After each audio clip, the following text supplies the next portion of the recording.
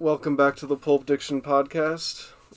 I'm your host, Dylan Gibson. Who am I here with? I'm Christian Gardner. All right. And so how are you, Christian? I'm doing great. That's lovely. I'm so glad. And would you like to introduce the movie we'll be discussing today? Or movies, Yeah, we'll be actually discussing the Terrifier franchise, some of my personal favorites. Yeah. I believe, when did the first one come out? It was like... So, it's interesting. It started off with Section 9, which is a short film by Damien Leone, which I believe was maybe 2011. Mm-hmm. And then All Hallows Eve. Which collected the short films, Yeah, right? I kind of collected a few short films of art before he was necessarily art. Mm-hmm. And then after that, 2016 was when Terrifier first came out, but it didn't have a widespread release until 2018. Okay. And then 2022, Terrifier 2, and then 2024, Terrifier 3. Which I did not catch in theaters. I just watched it yesterday. It just had its digital release. Yeah. Welcome to Pulp Diction, the podcast where I talk about movies with my friends for an academic obligation.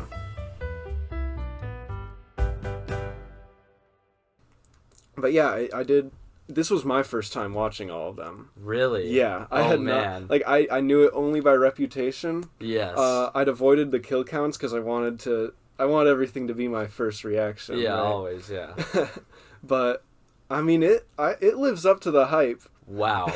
Yeah, it really does, yeah.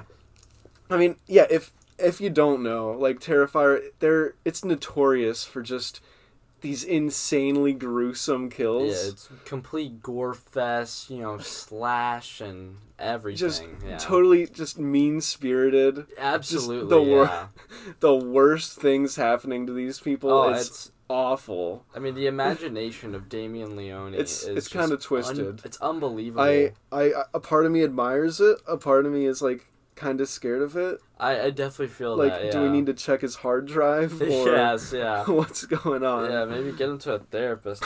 Good Lord. Some of these kills are really, really over the top. How do you even think about it? Yeah, definitely. And we're going to have to talk about that, but 100%. I have a few kills I'd love to bring up. Oh, yes.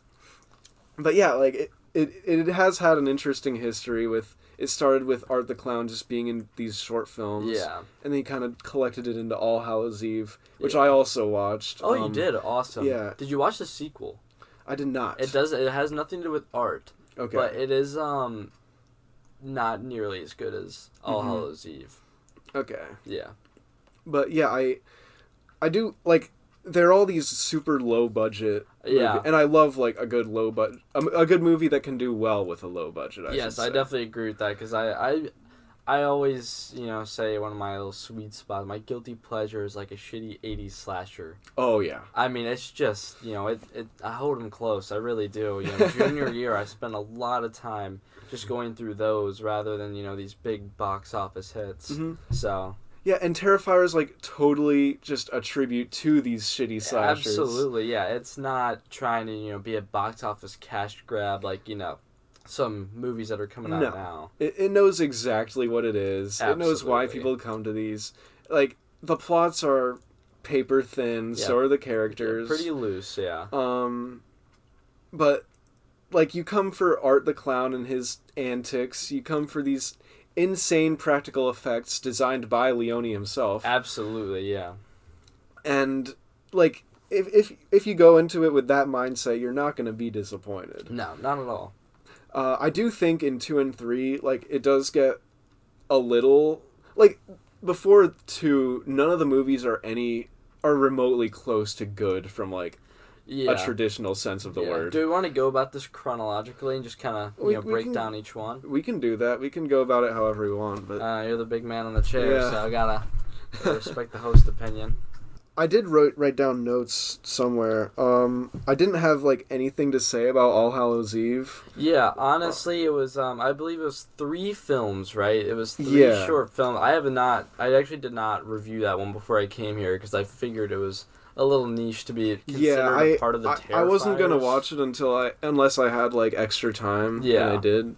So, and I'm like May as well. And you know, it's not necessary watching, No. but it's interesting to see, like, Terrifier before Terrifier. Yeah, you know, Damien Leone, he did have this idea. I know he was credited in saying, in interviews and stuff, that he was like a silent Freddy Krueger. Yeah, I did see that. The last combination you could do. I mean, in a world of, like, these ever-growing movies, it's hard to come up with these new, breakthrough ideas that are going to be hits, and just, like, being able to, put that together, I thought that was really great. Oh, yeah. And, like, it is tricky, like, when someone tries to make a new slasher icon or something, because, like, you can always tell when they're trying a little too hard. Absolutely. Just to make it happen. Like, when Disney keeps trying to do, like, the new Baby Yoda or whatever, it just doesn't work. They want to make a new Anakin, they want to make a new, Obi, but you just can't make standout character. They become standout on their own. Yeah, exactly. And, like,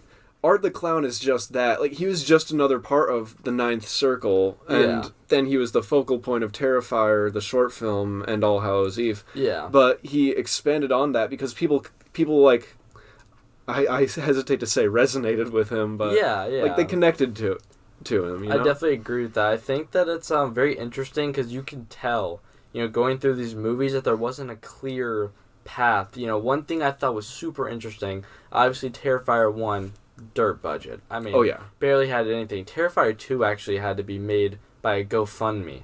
Really? They raised over $250,000, and that was the budget, $250,000. Wow. You can't do a lot with $250,000. No. You really can't. Not nowadays.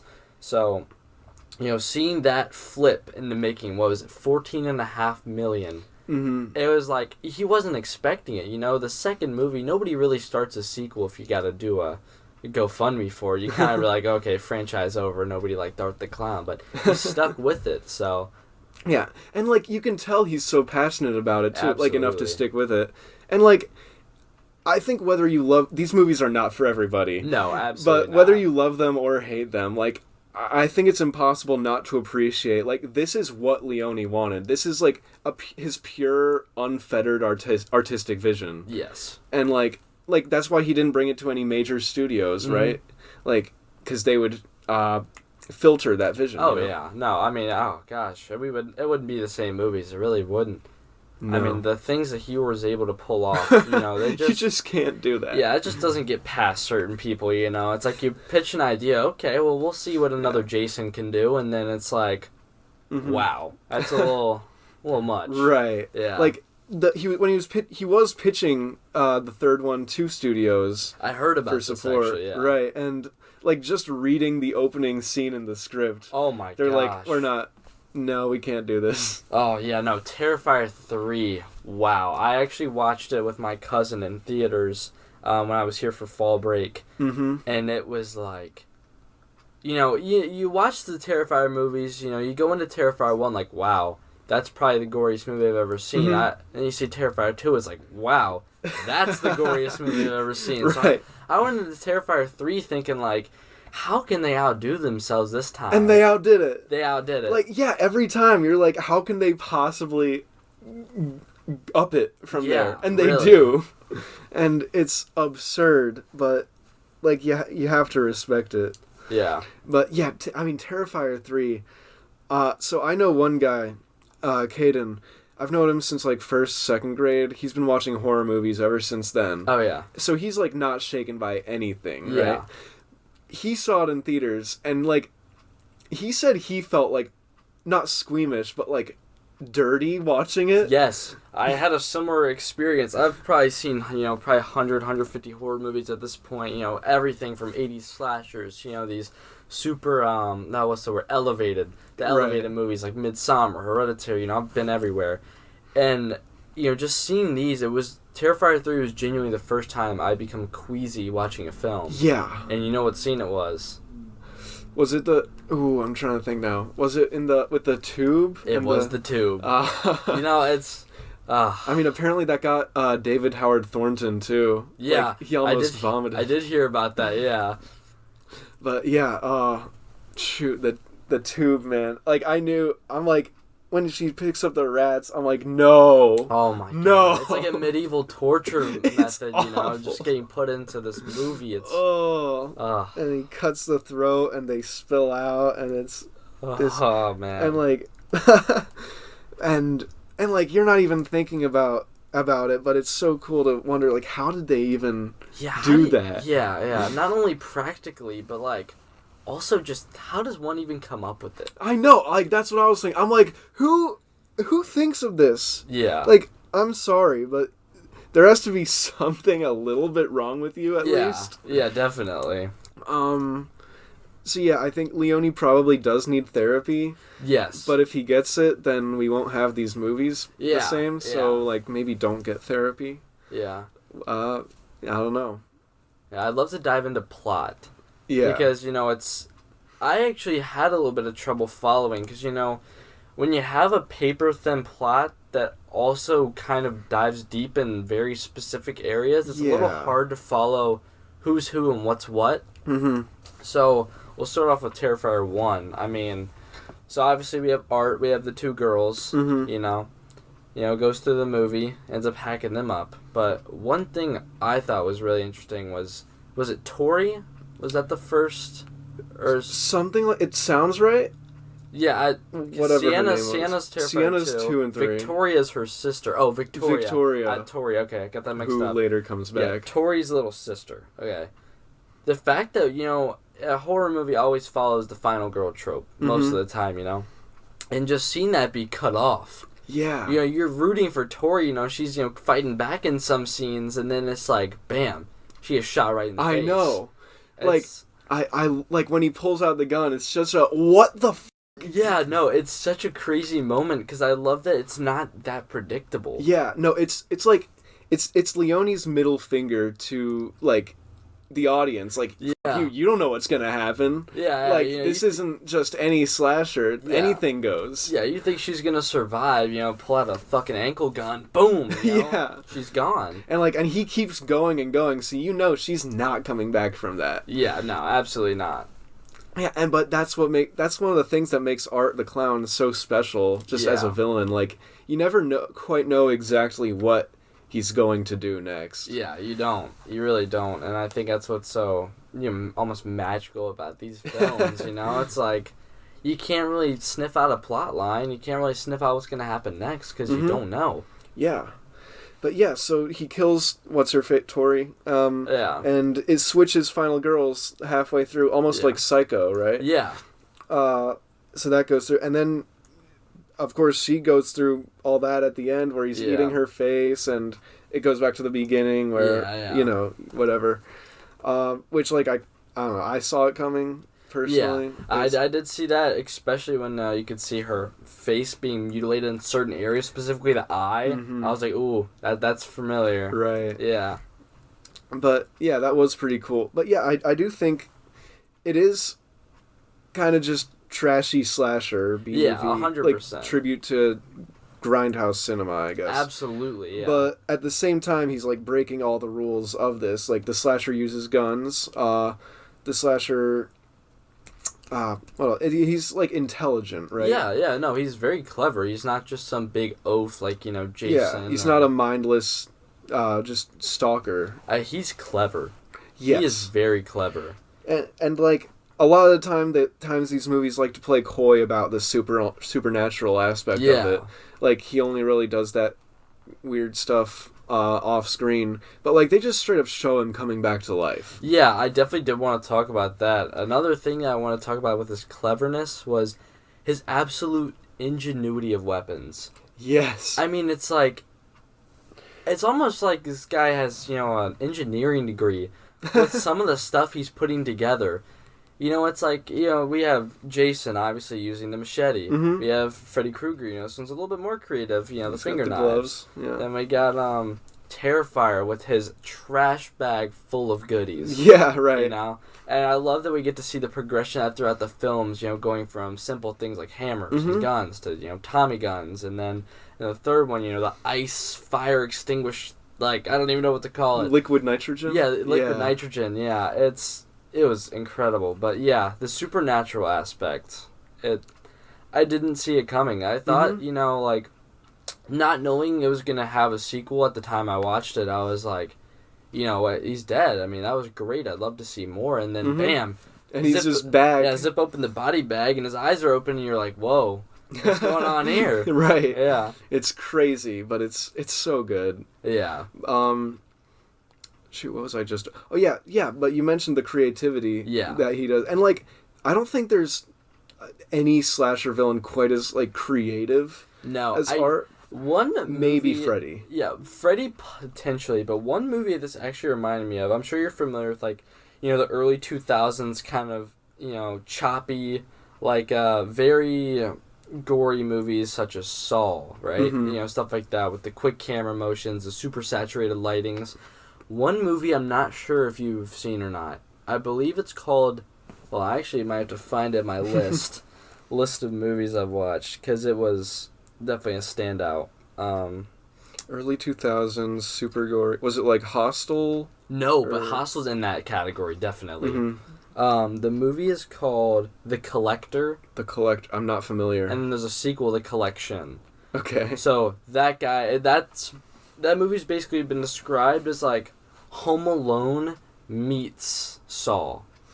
Really? Okay. Yeah, that's I actually highly recommend. The Collector. But it does kind of give me that, you know, vibe with the cleverness and the just craziness of these weapons, you know? Mm-hmm. So, yeah, crazy. Yeah, and it's not just like what the weapons are, but how he uses them, right? Exactly, yeah. I mean, you know, yeah, a razor blade, but you're going to put it onto a chain and make a razor blade. It's like a whip. Yeah. I mean, that's insane. And he really likes that whole whip thing, too. He does it in like every movie, I think. Yeah, definitely. And it's all, like, it never gets less brutal. No. I do think after watching all these movies in, like, the span of a week, I've become a little desensitized. Yeah, I had time to sit with them. You know, I watched Terrifier 2 when it came out. I watched Terrifier 3 when it came out. Terrifier was a little late, too. But, it was, like, I mean, yeah. But, yeah, like, after, I will say, after all that, I'm like, I think I might need to take... Like, for my own sake, I might need to take a step back for a little bit. Because, I mean, I watched Terrifier 1, like, a week ago, probably. Yeah. And then all the other three, just in that short period. And that's a lot of Terrifier in a short time. I applaud you. That is a lot to sit through. I mean, yeah. But, you know, it's an experience. I would recommend watching them. Absolutely. I think the Terrifiers were definitely a necessary watch to fans of horror. Because I think it really just gives you an appreciation of what's possible. You know, there's a lot of, like, censorship with, you know, some of these bigger companies putting out movies. You know, this is a little too gory for people. We don't really want to put this out, you know. But this one really gives you an appreciation of what really is possible. Yeah, like, not just... I feel like not just independent horror cinema, but independent cinema as a whole. Yeah. Like, this is what you can do, like, with a nothing budget, you know? Yeah, it's possible, you know? If you want to start a GoFundMe and make your own Terrifier, it's not impossible to do. Right. Yeah. Like, artists can just... Like, we're in an era where you can just make stuff. Absolutely, yeah. Like, we have... not quite movie quality cameras, but pretty good quality cameras just in our pockets all the time. And, like, that's not, like, at this point, making it's not even the issue, it's getting it distributed. Yeah, because I think a lot of people do have these ideas of, you know, seeing it's possible and then wanting to be the next. Right. So it's hard, you know, crawling up the ladder, trying to, you know, be the next big thing. Yeah, and I am almost surprised there haven't been more, like, attempted Terrifier copycats. I'm very surprised. A lot of them want to keep following the same shitty 80s trope, you know? Like, I'm sure maybe you haven't seen, because I haven't personally seen them, but the Winnie the Pooh. I've not seen them. I'm curious about them, but... It's like you have, you know, the copyrights just expired on those, you know, you're free to do whatever you want, and you just take it and make something so simple, so overdone. Yeah. It's nothing special. I feel like the potential there was so wasted. Yeah, like they're making that stuff, like the Winnie the Pooh thing, for kind of the sake of just saying we made it, rather than like what it is about, what's in it. Yeah. Like, it's more for the idea of it than the thing itself. Yeah, and I don't know. Yeah, I really do appreciate a movie with a deep meaning. You know, I love movies like Midsommar and Hereditary, you know, even American Psycho. And these are not that. And these aren't that, but not that in the storyline. They say a lot more with just what one can do, really. And just, to take away from all those elevated films. Because, after seeing a lot of the ones where you almost have to look up what the ending was with movies like The Lighthouse and Donnie Darko, it's very hard to understand them, and I feel like that's what's getting put out a lot nowadays. But just being able to sit back and appreciate something, a guilty pleasure, so terrible. Terrifier is like peak guilty pleasure. Oh, absolutely. And I think it does make a pretty nice statement with that. Like, fuck you guys for being so elevated all the time, Like, not having a deeper meaning can almost be a deeper meaning. That's exactly what I'm trying to say, yeah. It's like, yeah. Yeah, just... And I do appreciate that. Like, hang out, have a good time with some crazy kills, Yeah, this sick, crazy bastard, Art the Clown. And, like, these movies would not work without the sick, crazy bastard. No, and they would not work without David Howard Thornton. My gosh, what an actor. He makes it. It's unbelievable. I watched an interview with him, and how he can just snap right into character. I mean, I'm sure you've seen the publicity of Terrifier 3 and how he would go around to horror conventions and places and just be in character. And just be able to pull it off like it's nothing. I mean, it almost reminds me of like a Christian Bale kind of just snap. Yeah. Right into character. And I think I'd love to see a lot more from him. Oh, yeah. He's said something like he would love to get the chance to play the Joker one day. Oh, my gosh. And, like, I would adore that, I think. I think that would be I think it's a perfect pick. Oh, yeah. I mean, he's sick. He's amazing. And, Art the Clown wouldn't be the same without it. He wasn't Art the Clown in All Hallows Eve. No, it actually was a different actor that played Art in All Hallows Eve, which I think is interesting, because there were a lot of similarities with the characters. It's almost like... If you didn't know that, you could almost think, like, oh, that's David Howard Thornton. He just hasn't done that much because yet. The makeup is, like, too, like... Yeah, it is also very hard to tell with no speech, But it's, like, just the mannerisms and stuff, too. I feel like it's pretty hard to nail. But he did, like, lay the foundation, like, for what Art the Clown later became. Yeah, just definitely. this twisted thing, like, this entity, right? Yes, entity, yeah. And he just... But, like... I don't know, he's so fascinating because, like, he's creative. He takes so much pleasure out of what he does, like, that not a lot of these characters do. Yeah. Like, Jason just does it because he's pissed off. Michael just does it because he does it. He's just sick. Freddy has fun with it, too. Yeah. And, like, again, he's like the silent Freddy Krueger. Yeah. But, like, none of them are quite as sick as Art the Clown is, I don't think. And I think another layer that adds to that is the fact that David Howard Thornton himself enjoys it.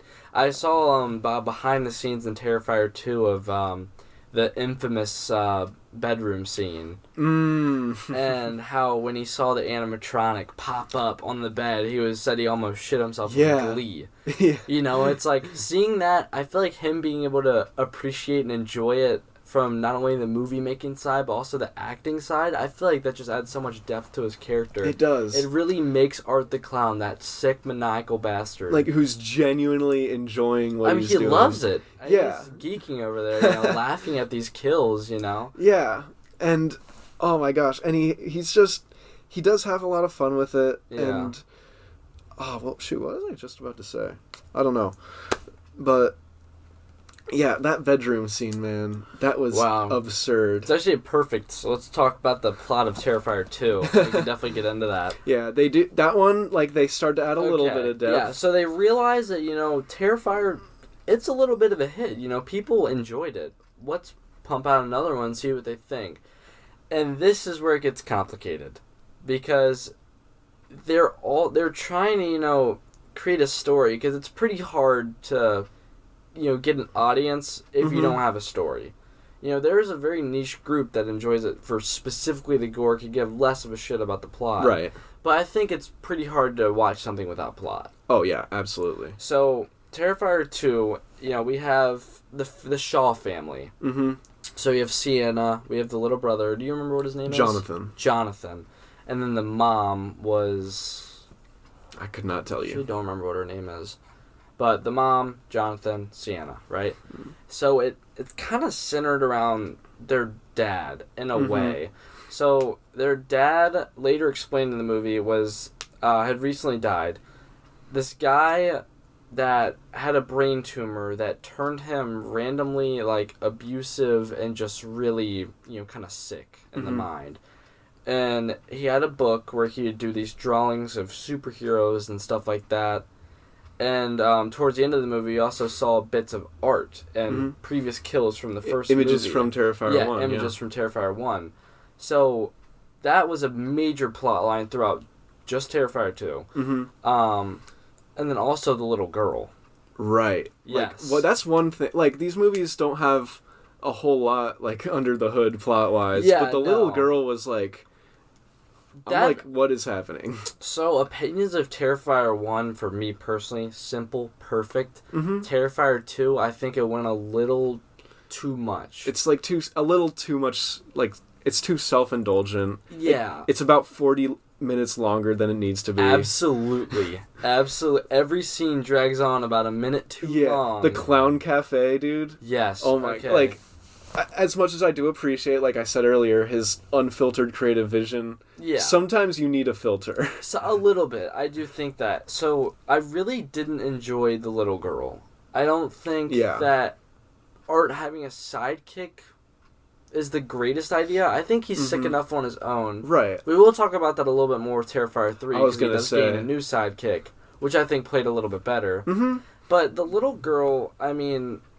There was no explanation besides a quick shot of a news article about a 10-year-old girl that died whose parents were in the circus. Or whose parents were clowns.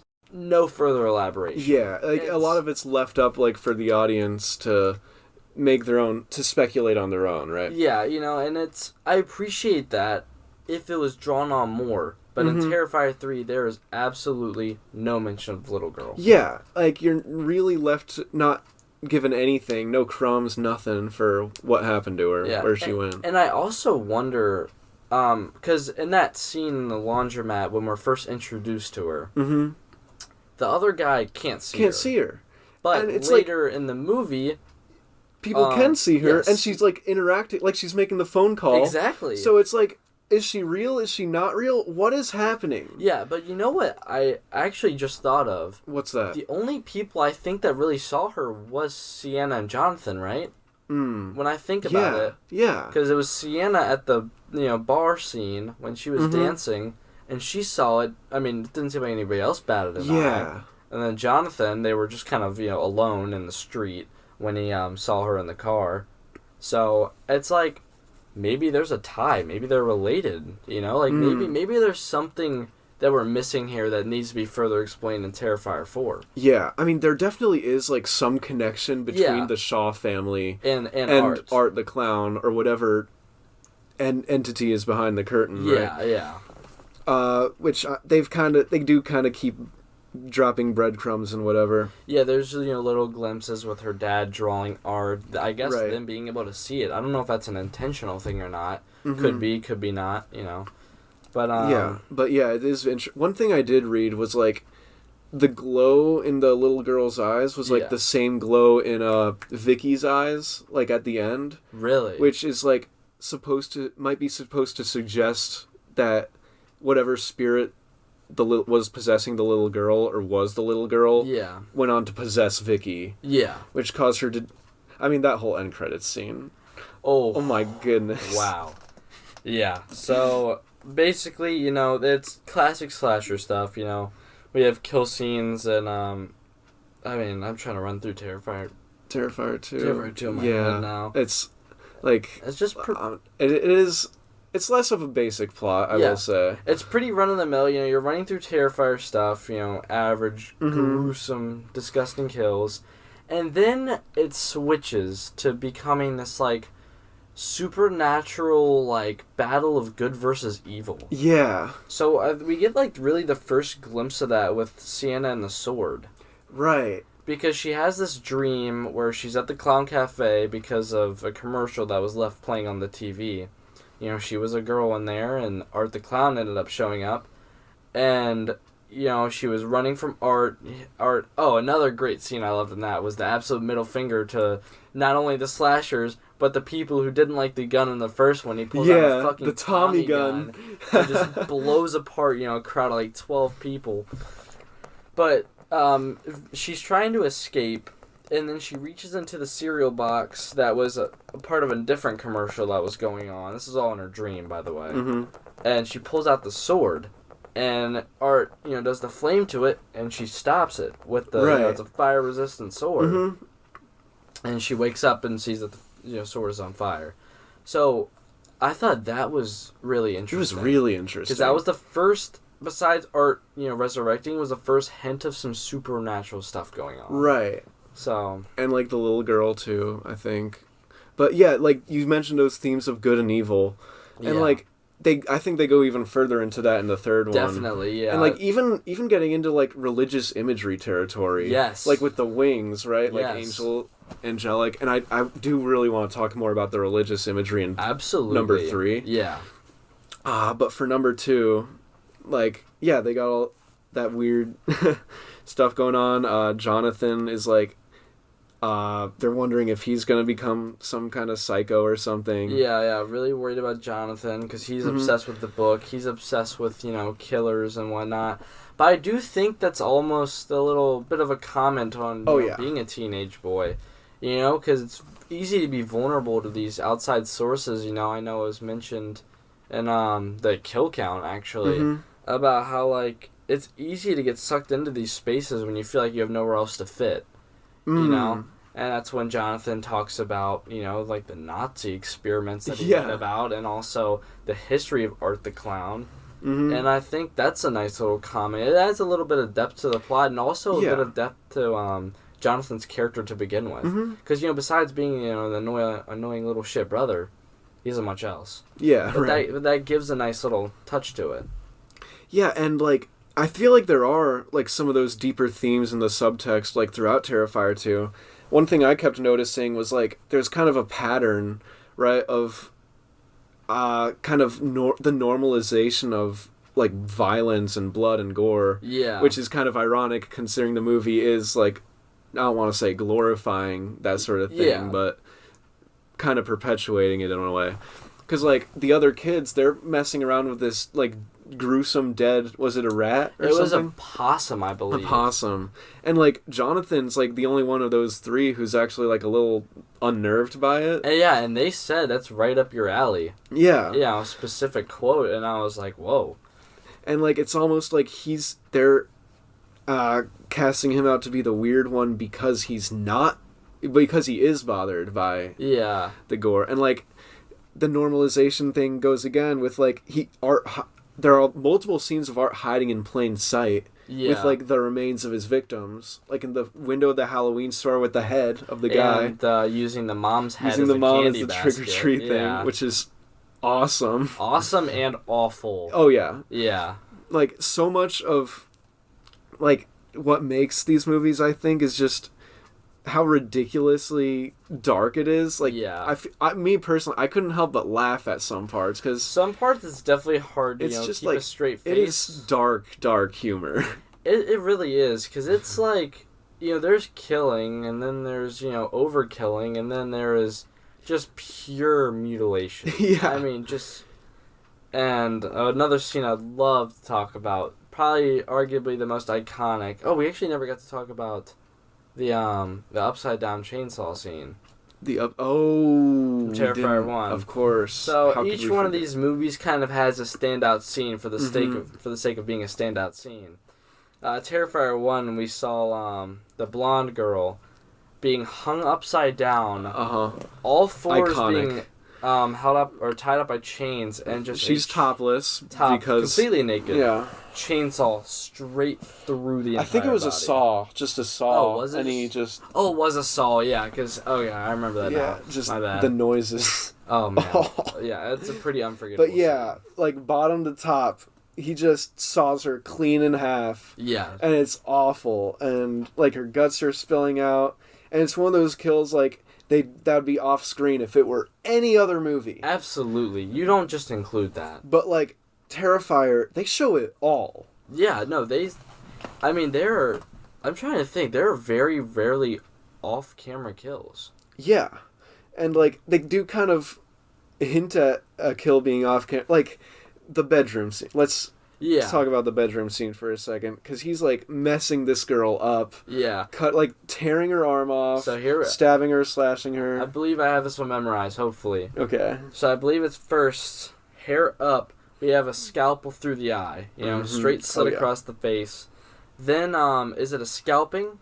He does scalp her, I think it's a scalping, pushed down, slits across the back, stabs in the back, then he pulls up her arm, rips it clean off, right?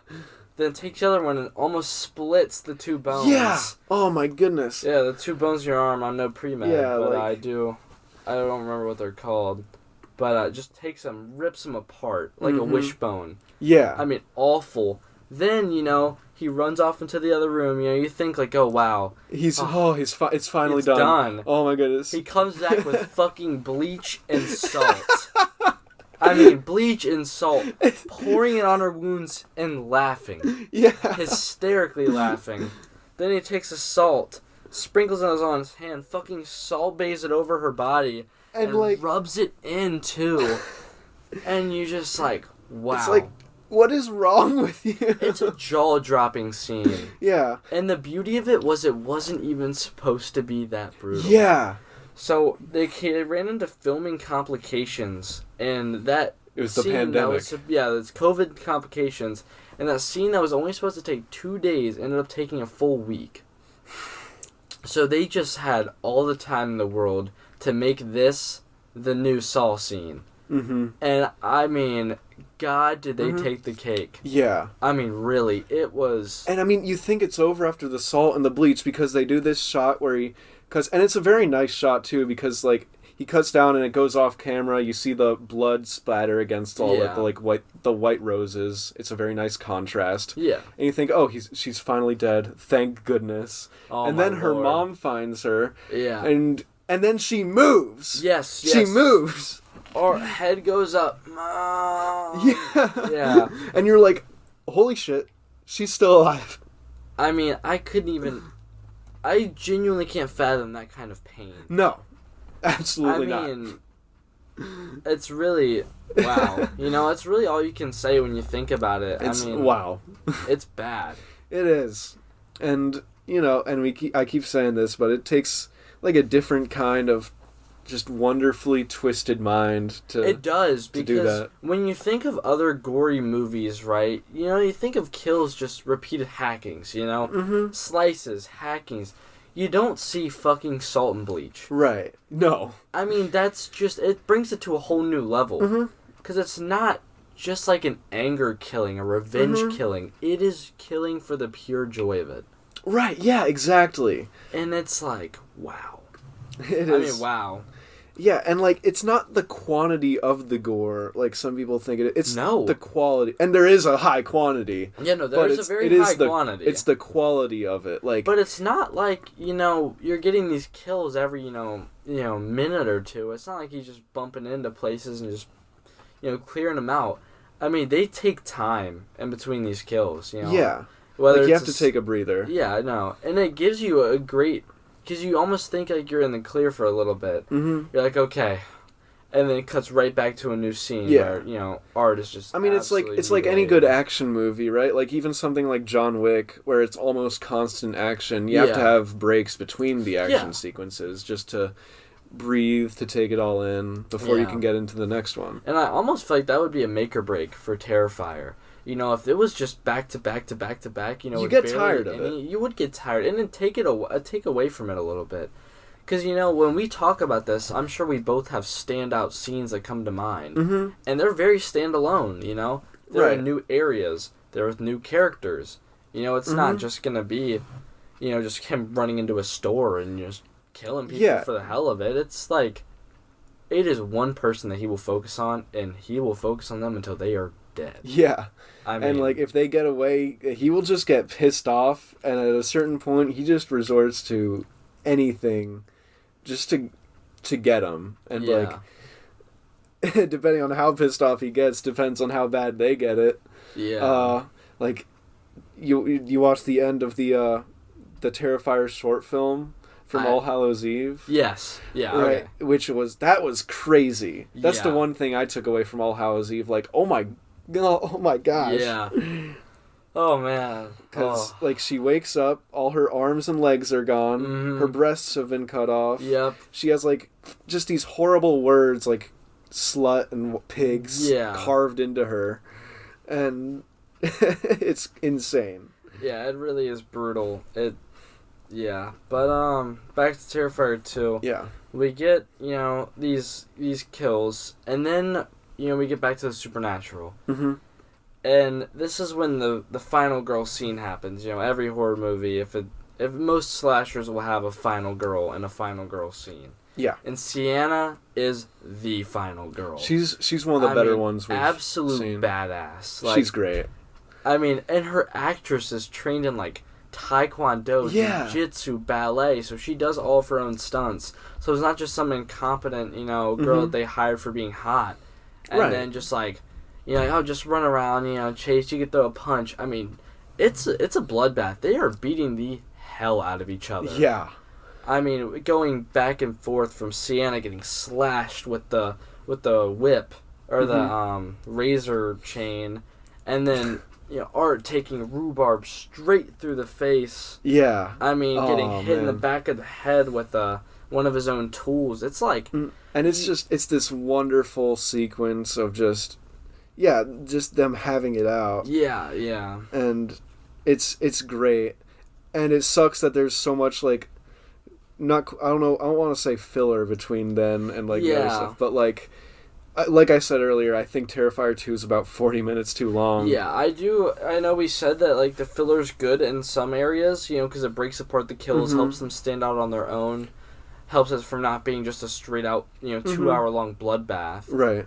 But it did go on a little long. At a certain point, you just need an editor. And I do think that's something that Terrifier 3 fixed. It did. Absolutely. So. Because they did have, like, a small studio helping them for distribution, and their request was, like, get it under 2 hours, which he still wasn't able to do. Yeah. But he got it a lot closer. Slightly over 2 hours. It was, like, 2 hours. But yeah, like, I was watching Terrifier 2, and I'm like, wow, this is pretty good. I wonder how much is left. I'm like, there's still an hour of this? Yeah. And I was a little peeved about that, to be honest. Yeah, no, I definitely agree with that. I actually, when me and Carrie watched Terrifier 2, we actually turned it off. Because it was just like, I was going back through it, and I was like, this really isn't as good as I remembered it to be.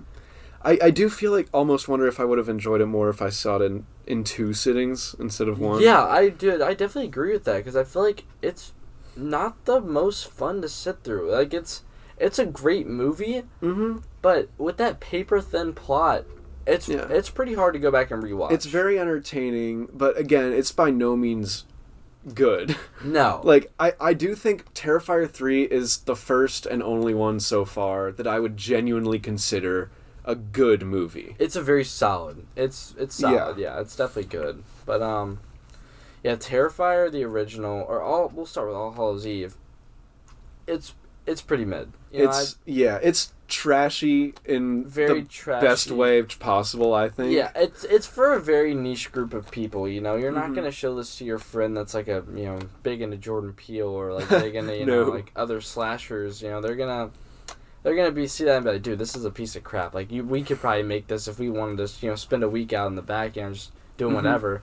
And it's like, yeah, it's for a very specific group of people. And I feel like Terrifier is along the same road. The same lines, yeah. Terrifier 2 is when they try and go a little bit deeper, try and, develop a story, and it didn't really hit. And it was, I feel like Terrifier 2, right. If I were to make a little graph, it's like, All Hallows Eve, Terrifier 2, Terrifier 3. Oh, yeah. So it's, yeah. Like, 3 was far and away the best one for me. Definitely, So should we get into that? Absolutely. Because I don't know if I have anything else to say about 2 in particular. I'm trying to think, just like Terrifier 2, I'm just trying to think of the supernatural. Sienna does kill Terrifier, kind of. Yeah. She cuts his head off. She cuts his head clean off. They have this supernatural battle where her scars get healed from this sword that's... Yeah. Yeah, that's... Which I want to talk about the sword in a little bit. Yeah, I definitely got you. So, we'll just wrap up Terrifier 2 with the end credit scene. Yeah. Because that's very important to Terrifier 3. Because that's crazy. Because they bring back the girl from 1. Yeah. Who killed the talk show host, and now she's in, like, a mental hospital. Yeah. You know, she's sitting there in the hospital. She's writing out these horrible things on the wall with, is it blood, poop, mixture of both? I feel like when I was first watching it, I thought it was like her period blood because she was like doing this and then. Yeah. But like then she like, because then she gives birth to Art's head. Yes.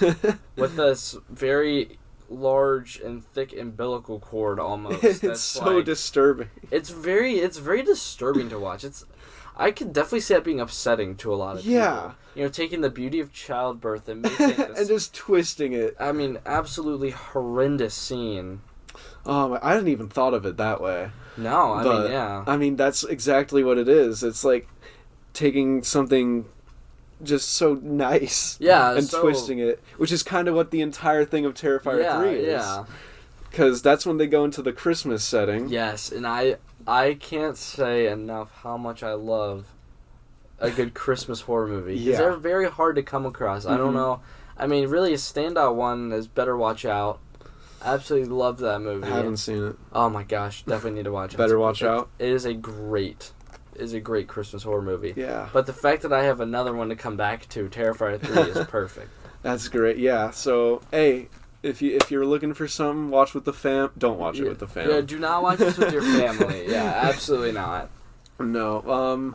But yeah, looking for a nice little Christmas flick for the holidays, like Terrifier 3, go do it. Yeah, like, why of course, not? Yeah.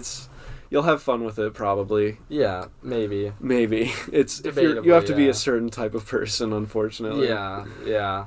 So, you know, to preface Terrifier 3, I mean, when this first premiered, even behind the scenes, Terrifier himself, David Howard Thornton, almost threw up during the production. There were people walking out in the first 8 minutes. People walking out, people throwing up in the theaters.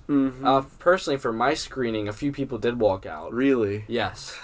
Yeah, a few people did walk out. Because I watched it when it first came out. Like, really? It was pretty close to when it first came out. I kind of wish I was still working at a movie theater, so I could see like how many people were leaving. Oh wow! Oh my! Oh, another actually funny story about that. When me and my cousin went into the theaters, they checked our IDs. I was like, "Are you serious?" And he was like, "Well, we gotta make sure somebody is 21 with you guys." And we're like, "Well, we're both 18." And he was like, "Well, I'm gonna need to see some IDs." And I was like, "Is it that bad?" And he was like, I mean, they are supposed to do that with R-rated movies. I mean, is it even rated? It's unrated. Unrated, I thought so. And he was like, yeah, it's that bad. Yeah. And I was like, all right, I'll take your word. We go in. He was right. He was right. He was definitely right. Oh, man. Yeah, so apparently, there was a bump in sales for, I want to say, like, The Wild Robot when Terrifier 3 came out. Oh, yeah? And they speculate that that's because teenagers were buying tickets for Wild Robot and sneaking into Terrifier. I mean, yeah, I don't blame them. But that's, personally, I've seen a lot of horror movies in theaters, too. And that was the first time I had personally ever been ID'd. Yeah, really? Yeah, wow. And I think that says a lot about Terrifier 3. Because, I don't think people under a certain age should be seeing this. No, I mean, it's crude, gross. I mean, I don't think I would have been ready to watch this, like 12, 13, no, absolutely 14. Not. Like, no way. No, I mean, it's heavy. It deals with some, harsh themes. And yeah, like, not just the gore, but, like, because Terrifier 3 very much goes into the themes of trauma. And, like, how Sienna's health. Affected by what happened in Terrifier 2. Because that's a lot for a person to go through. Yeah, no, I mean, gosh, if you just imagine not only hearing about it, I mean, God, I feel like I'd be shaken up hearing about the Miles County Clown, the Hanover Clown. Right. Like, and then not only seeing some of the attacks personally, but also battling with him and dealing with, fights with him yourself. I mean, you're going to be pretty fucked up after that. Oh, yeah. Absolutely. Which you kind of see in the first Terrifier. Like, she gets... all that happens to her, and so she murders the lady. Yeah.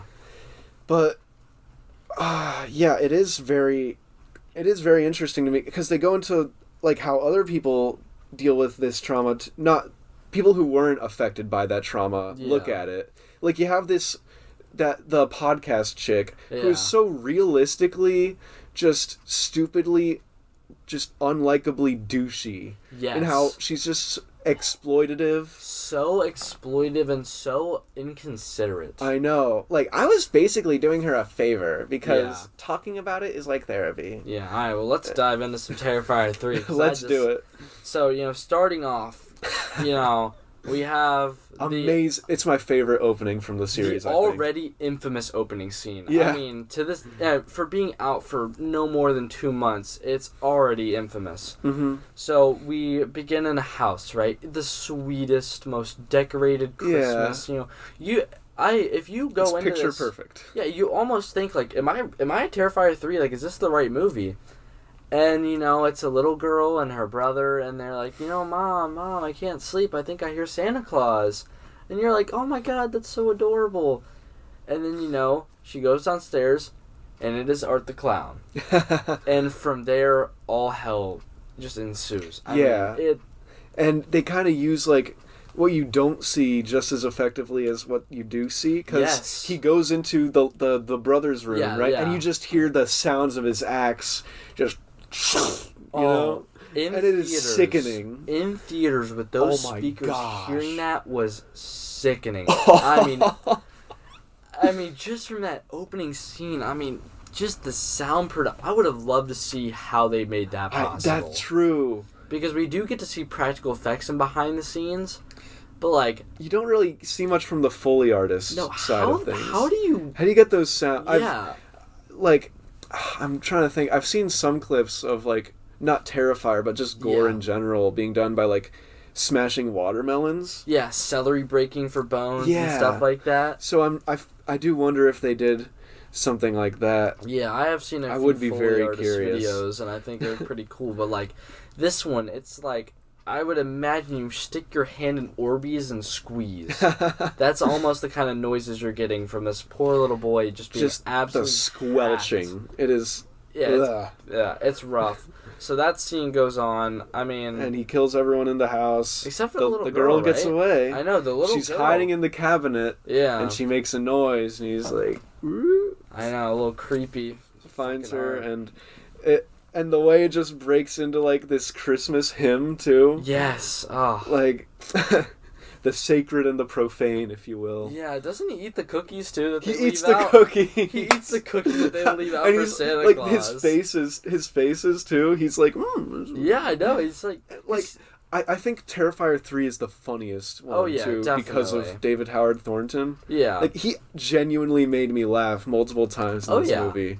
And the whole series, just with the faces he makes. Yeah, specifically Terrifier 2 and the Halloween shop, with, like, the Pee-wee's Little Big Adventure, references with the glasses. Yes. And I was laughing at that, and with this one, there were a lot more of those scenes, which I really enjoyed. Because, like, the thing about Art, like, as twisted as he is, there are times when you can't help but laugh at him. Yeah. Because he can be genuinely kind of funny. Yeah. But he's also this terrifying, just... creature. Yeah, and so past that, we get back into the timeline fast forwards a little bit. Now we have Jonathan in college, which I was not expecting because he didn't look that old. No, he looked like maybe a middle schooler in Terrifier 2, and now the kid's in college. And Sienna is in and out of psychiatric wards, right? Yes. She's getting out, picked up by her uncle. Yeah, she's getting picked up by her uncle. And, so now we get a new part of the family. So this is it her mom's sibling? I believe so. So they come and pick her up, because apparently, completely out of the movies, they had a bond, which, makes sense, cousin, whatnot. But she goes to live with them. And they are hesitant because they, being in and out of psych wards, it's going to be an interesting dynamic shift, because... you're going to have to, watch out, make sure, they're in a safe environment. Right. So it's like, they're a little hesitant. They don't want to have to deal with it. And she moves in with them, and that's when we see her first kind of breakdown, right? Yeah, was it at the dinner table? It was at the dinner table with their blonde because she friend. sees her friend that got killed in the second one. The one that drugged her. That was a really fucked up scene. Yeah. That was pretty fucked up. But yeah, she died, and she's like, I'm dead, and it's your fault. You killed me. Yeah, I mean, you definitely see strong themes of guilt, trauma, self-blame there. So. And it's really, really interesting to see that. Yeah, because I was really, surprised by the levels of depth in it. Mm-hmm. And, you can obviously see that Sienna's been going through it, because she's sitting there like, this isn't real. This isn't real. Closing her eyes. Yeah, she can, and she knows it's not real, but the voice is just, like, incessant. It's not going to stop bothering her. Yeah. And so she just has to leave. Like, she can't deal with it. Yeah, and this, I almost feel like is the first tap into, like, the supernatural, almost religion side of it. Yeah. Because I feel like that's not a mental illness that's kind of known. With schizophrenia, you see and hear faint things, but you don't get these... Like clear hallucinations? Yeah, clear lifelike visions. At least I personally don't. I'm not, an expert or anything. But I feel like something like that is not, something you're going to see with, like, any kind of mental illnesses now. Right. So I feel like they could, be one of the spirits or bad spirits, following and haunting her, trying to give her to, give up the battle against the evil art. Right. So that's definitely a thing because that is kind of what they're trying to do. But that's kind of the first hint that I picked up on was like, this is a little bit more than just trauma right here. Mm-hmm. I feel like there's almost like a bad spirit. You know what it kind of reminded me of? Gosh, what movie was that? Was it,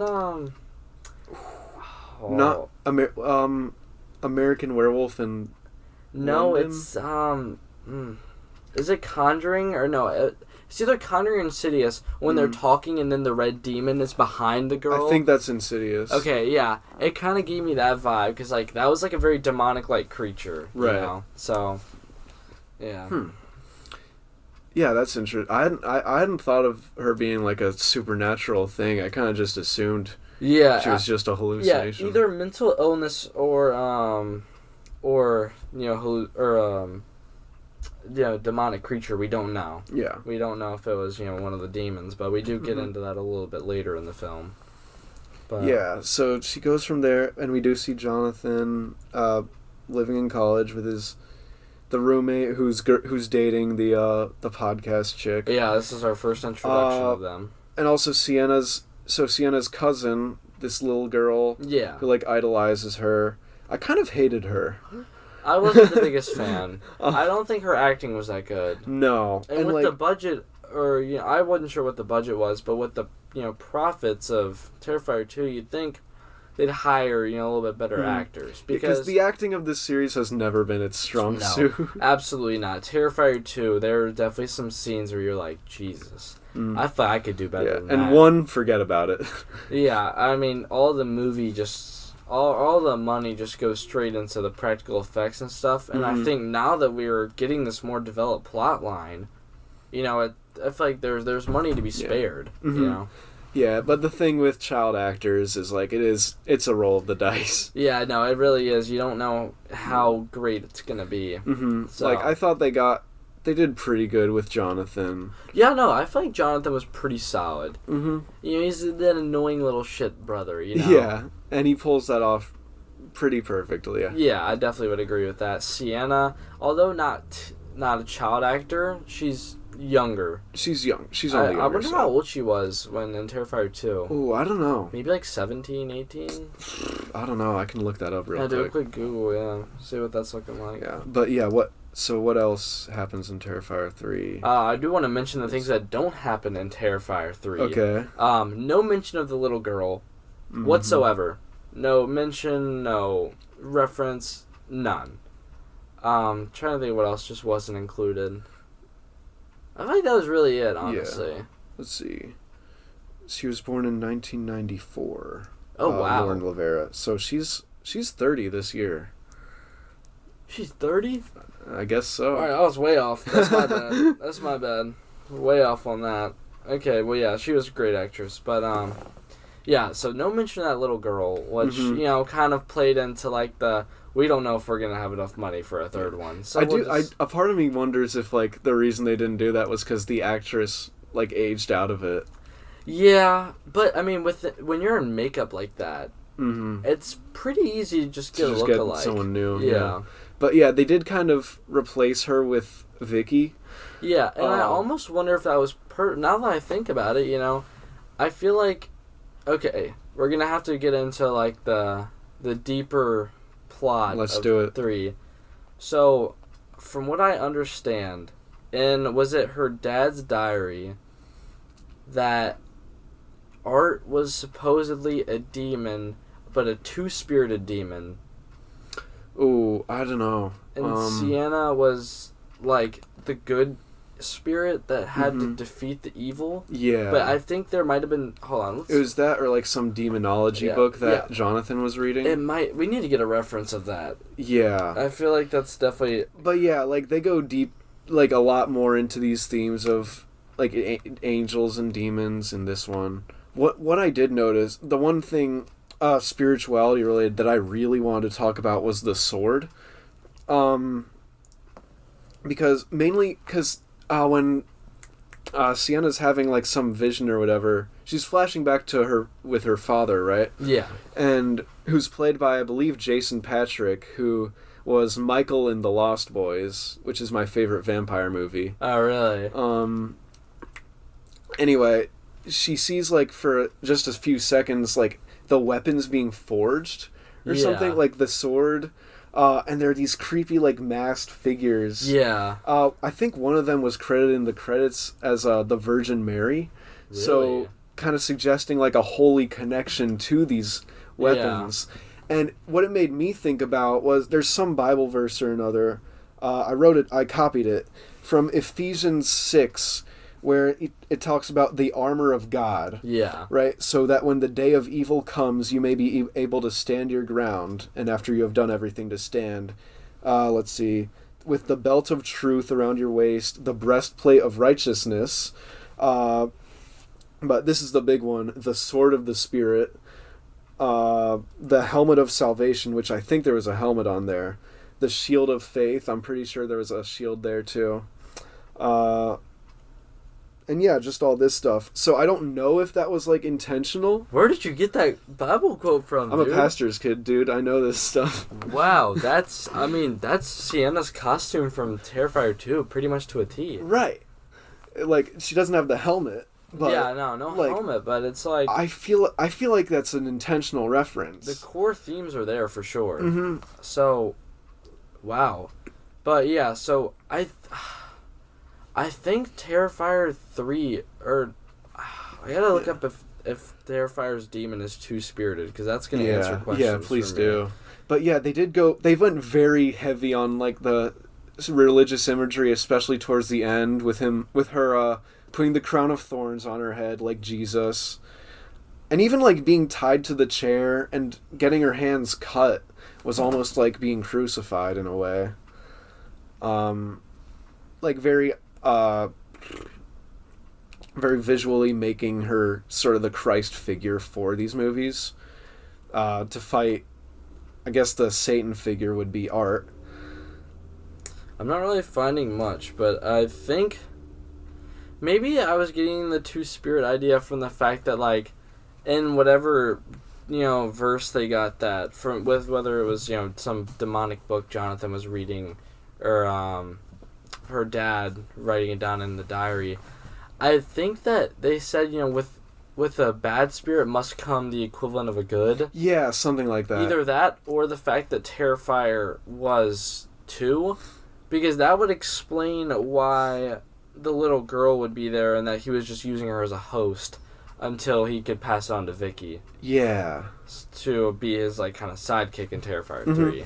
Which... One thing I wasn't a big fan of in 3 was, like, in the third act, it almost felt like Art was Vicky's sidekick. Yeah, I do agree. She did take the wheel a little bit too much. And I didn't like that. I really didn't. Yeah, like, he was, I don't know, it was almost like Bond villain-esque. Yeah. Like, with the henchmen doing all her bidding. Yeah. And she's just kind of monologuing at her. Yeah. Gives her the weapon, all that stuff. It was a very Voldemort Bellatrix kind of relationship to me. How, like, you know, with the Forbidden Forest scene and, you know, 7, how, like, you know, Voldemort's just there setting up and Bellatrix is out, you know, chirping and whatnot. Yeah. It was very, you know, similar to that. Yeah, but I guess it is going to be hard not for it to feel that way when, like, one of your two main bad guys can talk and the other one just doesn't. Yeah, I definitely agree with that, yeah. But yeah, I think they did kind of bring it back, like, after she got murdered,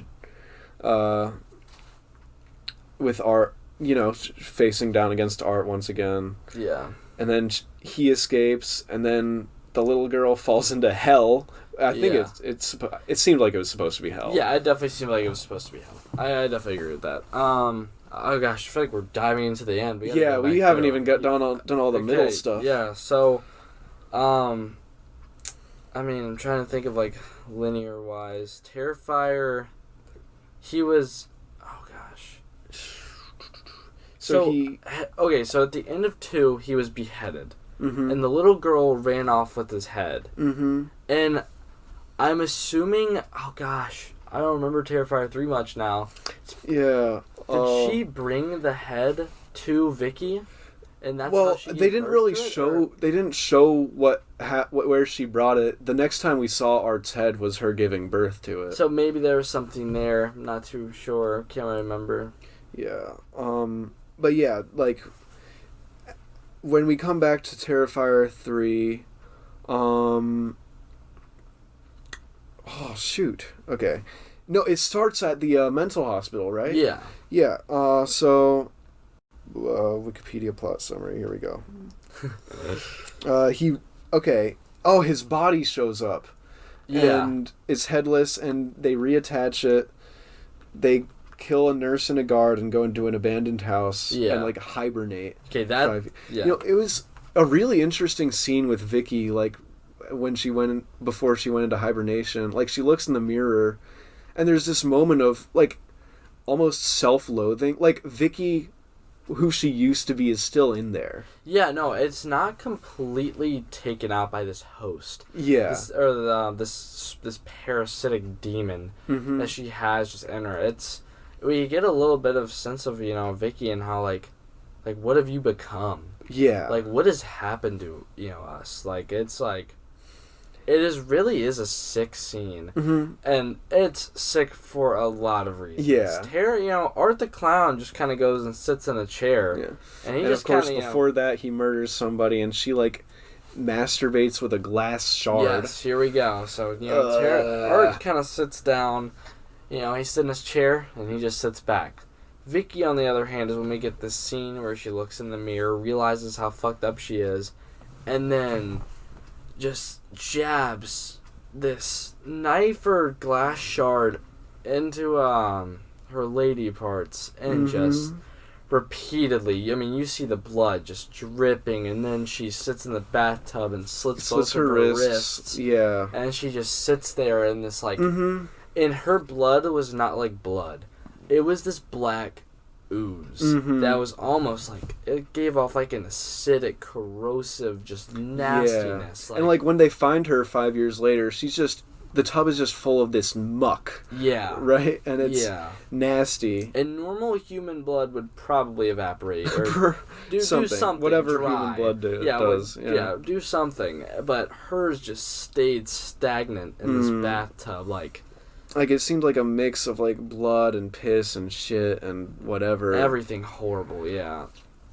But yeah, that's a whole thing. Yeah, that was a little side part. They kill the guys. Yeah, then these two inspectors come in to clean out the abandoned building in a scene that I actually thought was hilarious.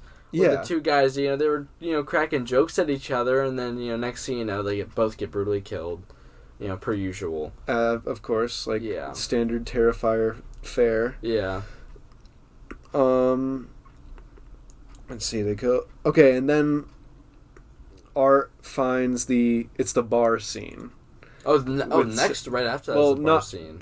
I don't know if that's right after, but like that's the next scene with Art. Okay. In it. Okay, so the next scene we get is... Which was also hilarious. Yes, this is very, very funny. Because he passes the window, but he sees a Santa Claus in it, and he freaks out. He's just fanboying over I know, him. he's super excited. I mean, losing his mind, looking in and seeing Santa Claus. Yeah. He, like, barges through the bar, pushes two girls aside to meet, which are probably two of the luckiest girls in this series. Yes, I mean, to be a girl and live in Terrifier, that's pretty unheard of.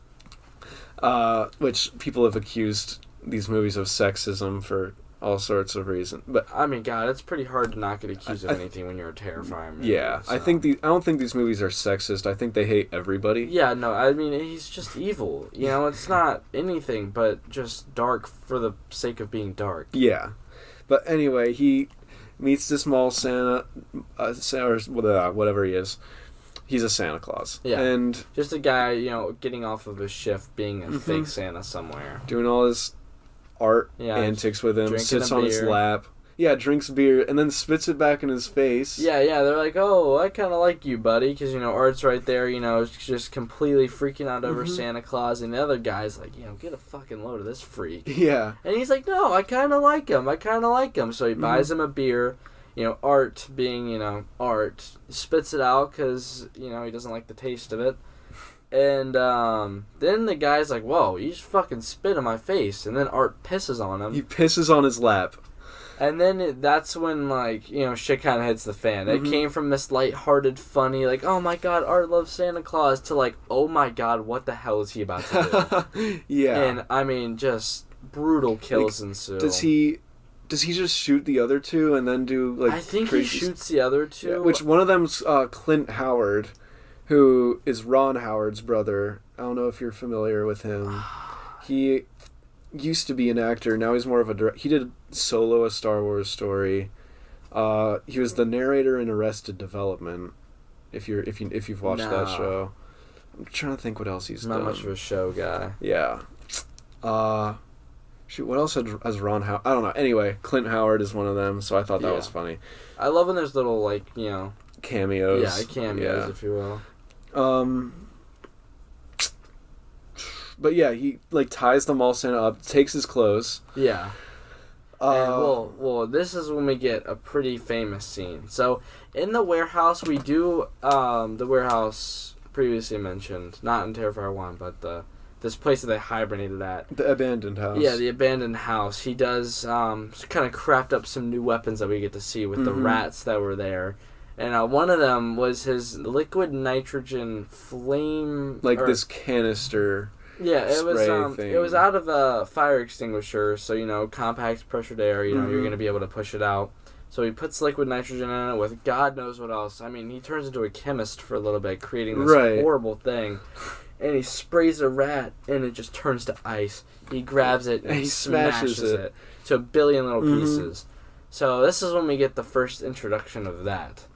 So, you know, he pulls out his bag. Santa's all tied up, you know, begging for his life. I know, he's like talking about his kids, his grandkids, the names of his grandkids. Yeah. And it's horrible. And Terrifier, I forget if he shows a little bit of humility there, if he's like, you know, maybe I should let him go, or if he just fucks with him the whole time. I think he keeps fucking with him. Yeah. He's just like...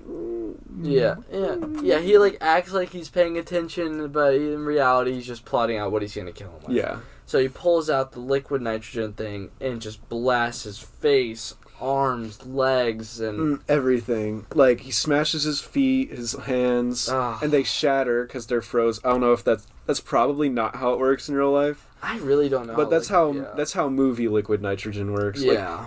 Like, have you seen Jason X? Yes. Yeah. Oh my gosh, the famous scene. Yeah. There's a very good liquid nitrogen kill in that. Yeah. Oh man, that's one of my standouts of all time. Oh yeah. I love that kill.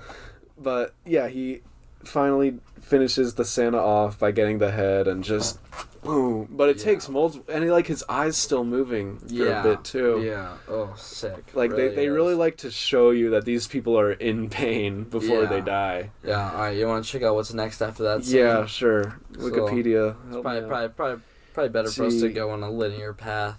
Because it's so easy to go off on tangents about these movies. Okay, then chronologically is the opening of the movie when he kills a family with an axe. Okay. And then Art poses as a mall Santa. Oh my gosh. So, if you guys are unfamiliar, killing kids in horror movies is very, very, like, a big no-no. Mm-hmm. It doesn't happen. Which they kind of, already... Yeah, they already gave a middle finger to, the people who are like, dude, it's a kid. Yeah, like, in the opening scene. And you think, like, okay, just dipping the toes in. Mm-hmm. And then we get the mall scene.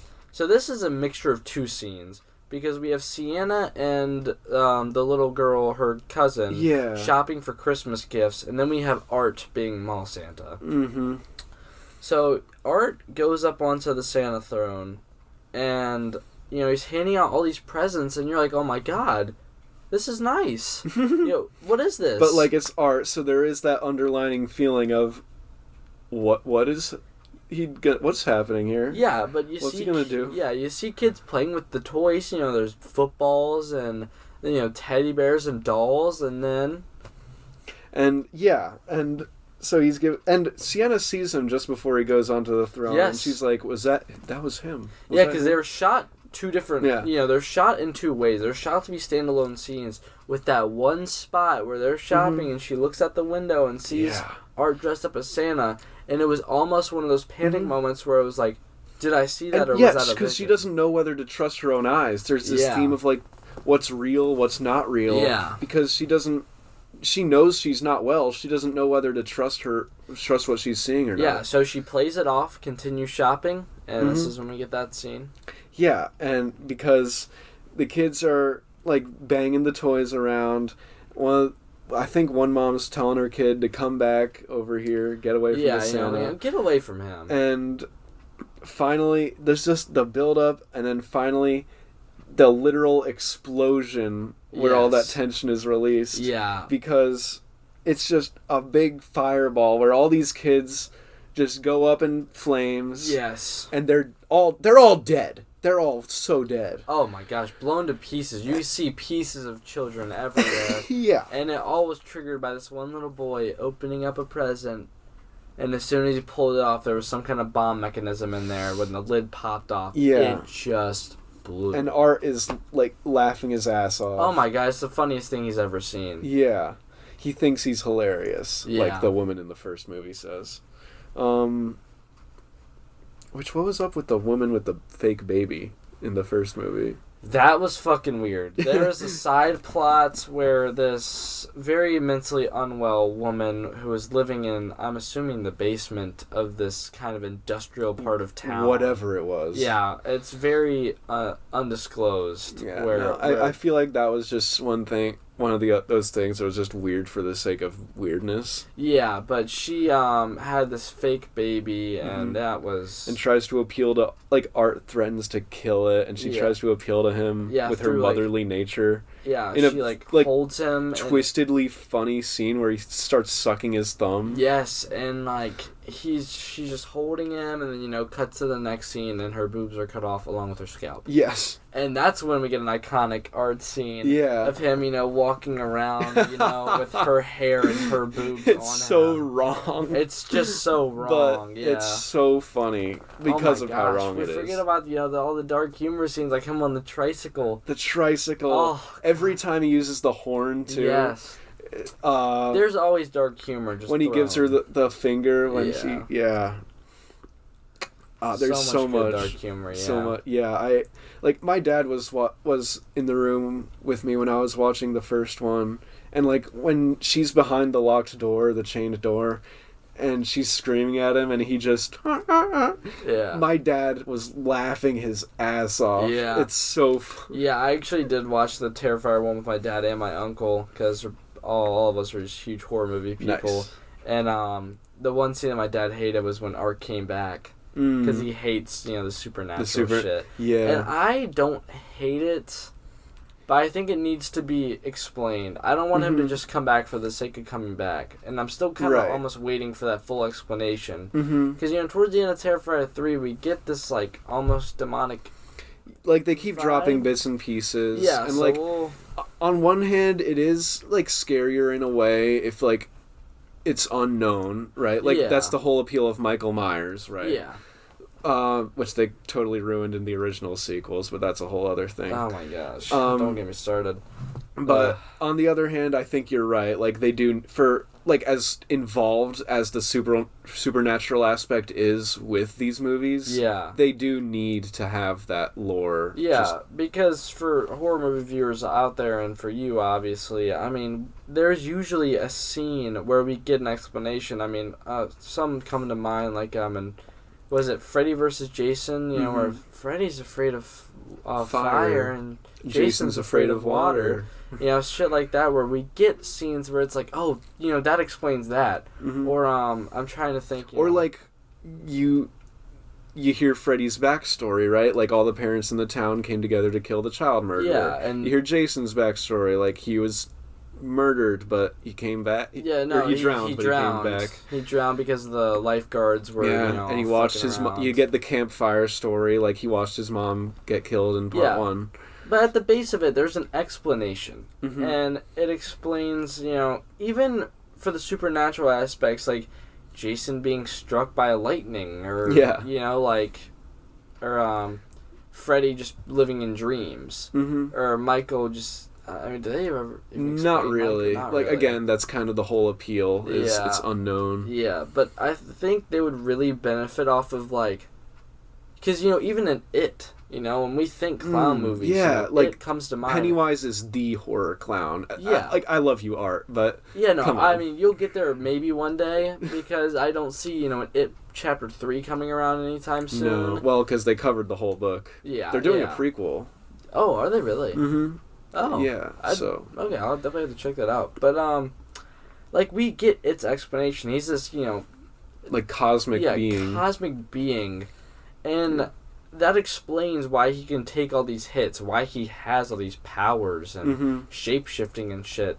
And Art, we just don't really get that. Yeah. He takes these blows, he comes back to life. He has these demonic sidekicks who can speak in weird voices and imitate voices. Imitate voices and rebirth him. But there's just no explanation to it. Right. And I feel like, for me, that is the biggest fault of the movies. Which maybe they will fix it in 4 or even 5 if they get there. I'd love it.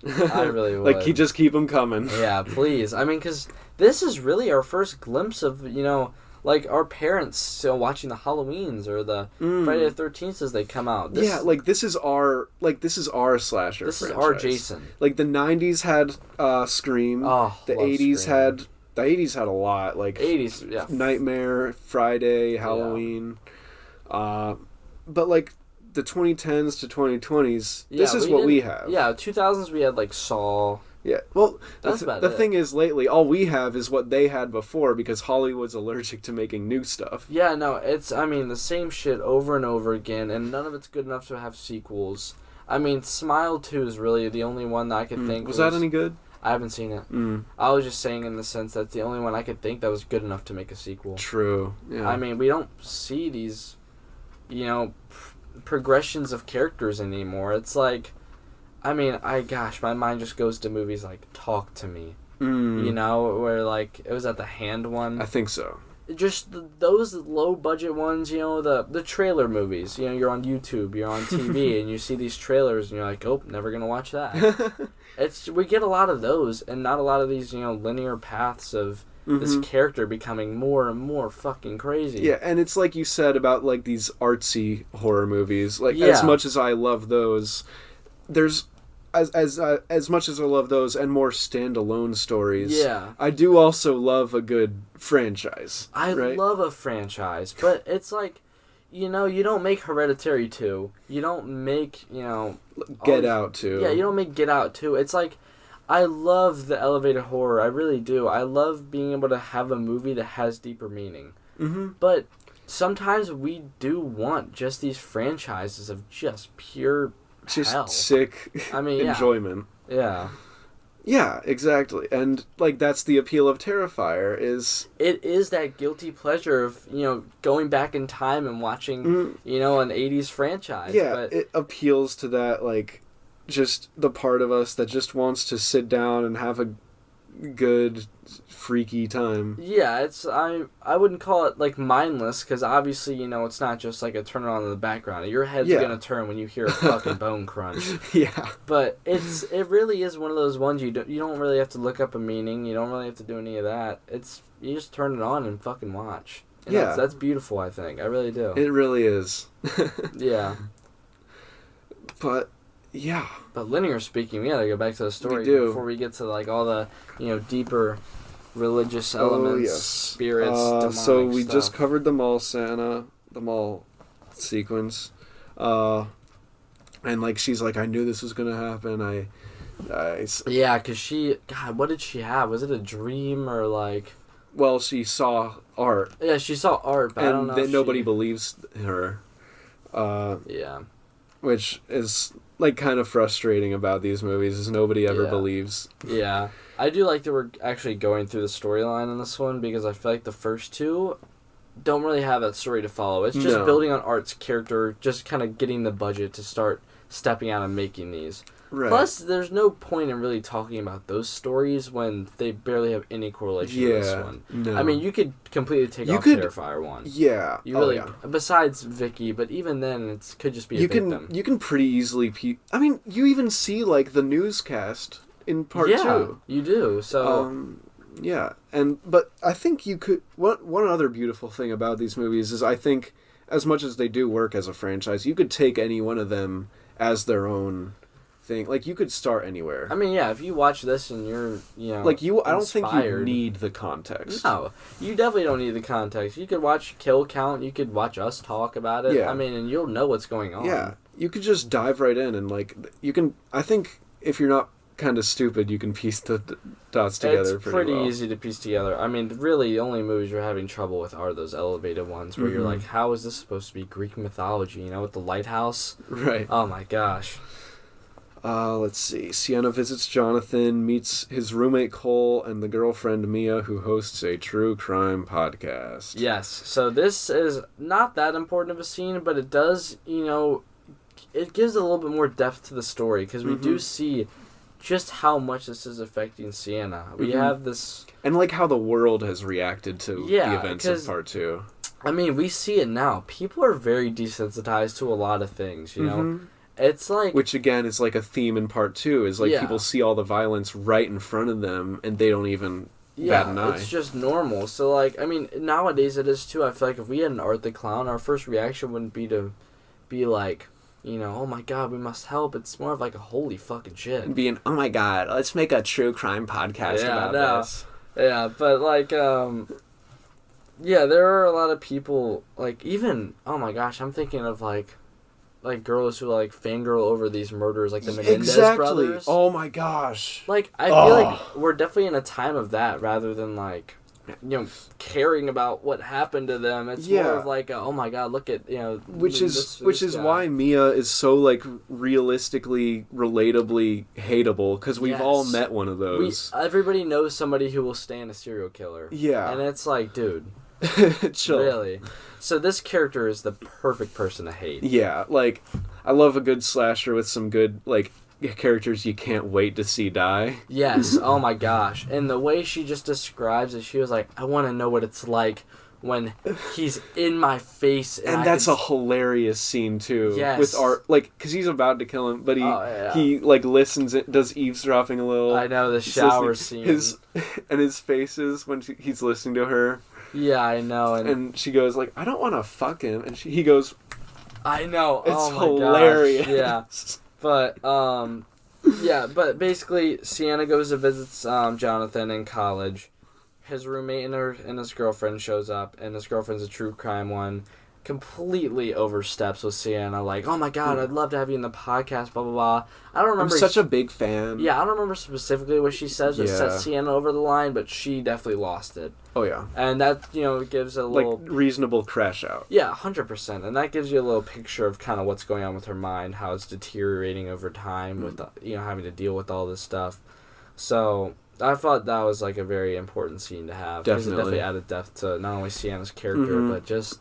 It added a weight to the story Because, like, I mean, God, we've seen so many horror movies. It's easy to watch this and forget, like, these are real little mini worlds that we're watching. Mm-hmm. And, like... if this did happen to somebody, they would be very affected. I mean, and this is how. Yeah, they wouldn't just turn into some fucking vengeance badass and would kill it. They'd have years of overcoming these traumas. So it really adds a depth and, like, realness to the plot, because you're like, wow. Mm-hmm. I mean, yeah, this is fucked her up, as it should. So. Yeah, exactly. So, yeah. Sienna confesses she thinks Art is still alive. I thought that was an interesting scene, because she pulls him into, like, a chapel area. Yeah. And, like, outside, the camera lingers for just a moment on... It looks like a painting of, I want to say, The Last Supper. And I think that's, like, her last meeting with Jonathan before he, like, dies. I don't know for sure if that was actually his head at the end. Yeah, we don't know that. That is true. Like, I was going to ask at some point, like, do you think Jonathan's dead? Because I feel like they wouldn't kill him off screen. And I would be pretty pissed if they did. Yeah, that's a toughie. It really is. I don't know. But anyway, I just wanted to mention that shot of the Last Supper because I liked that. Yeah. Shows Jonathan the letters he wrote to her in the hospital, which state that demons can be reborn and possess hosts like Victoria. Okay. She also tells Jonathan she plans to return to the Terrifier to retrieve her father's sword. Art arrives at the university, kills Mia and Cole with a chainsaw. Oh, well, let's talk about that. Let's talk about that scene. Because I wouldn't say this is the standout by any means, but I mean, gosh, it's up there. This scene competes with the standout of 1. Yeah. I think it's almost better.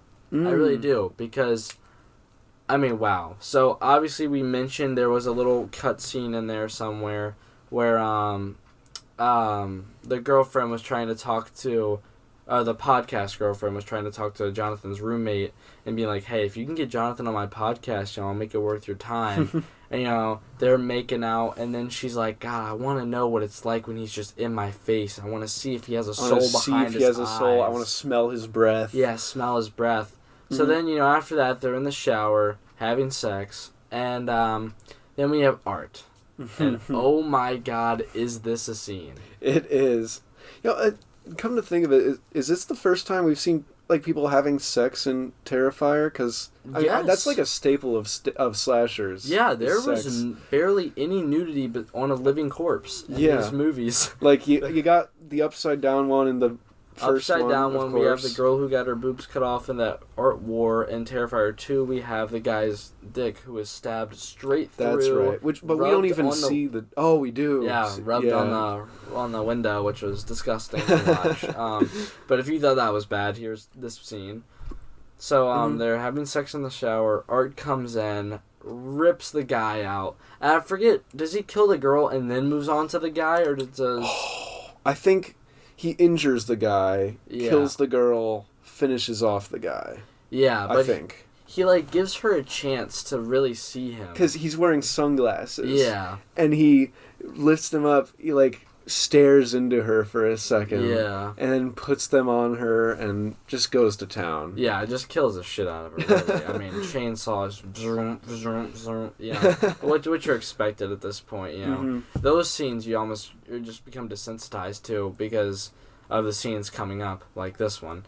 So he steps out and then oh God, the guy he's trying to crawl away because he cut off his leg? Yeah, his leg. So which is why he's crawling. Yeah, he's bleeding out, crawling across, and I'll just let you do the explaining on this one. Oh, I'm trying to remember.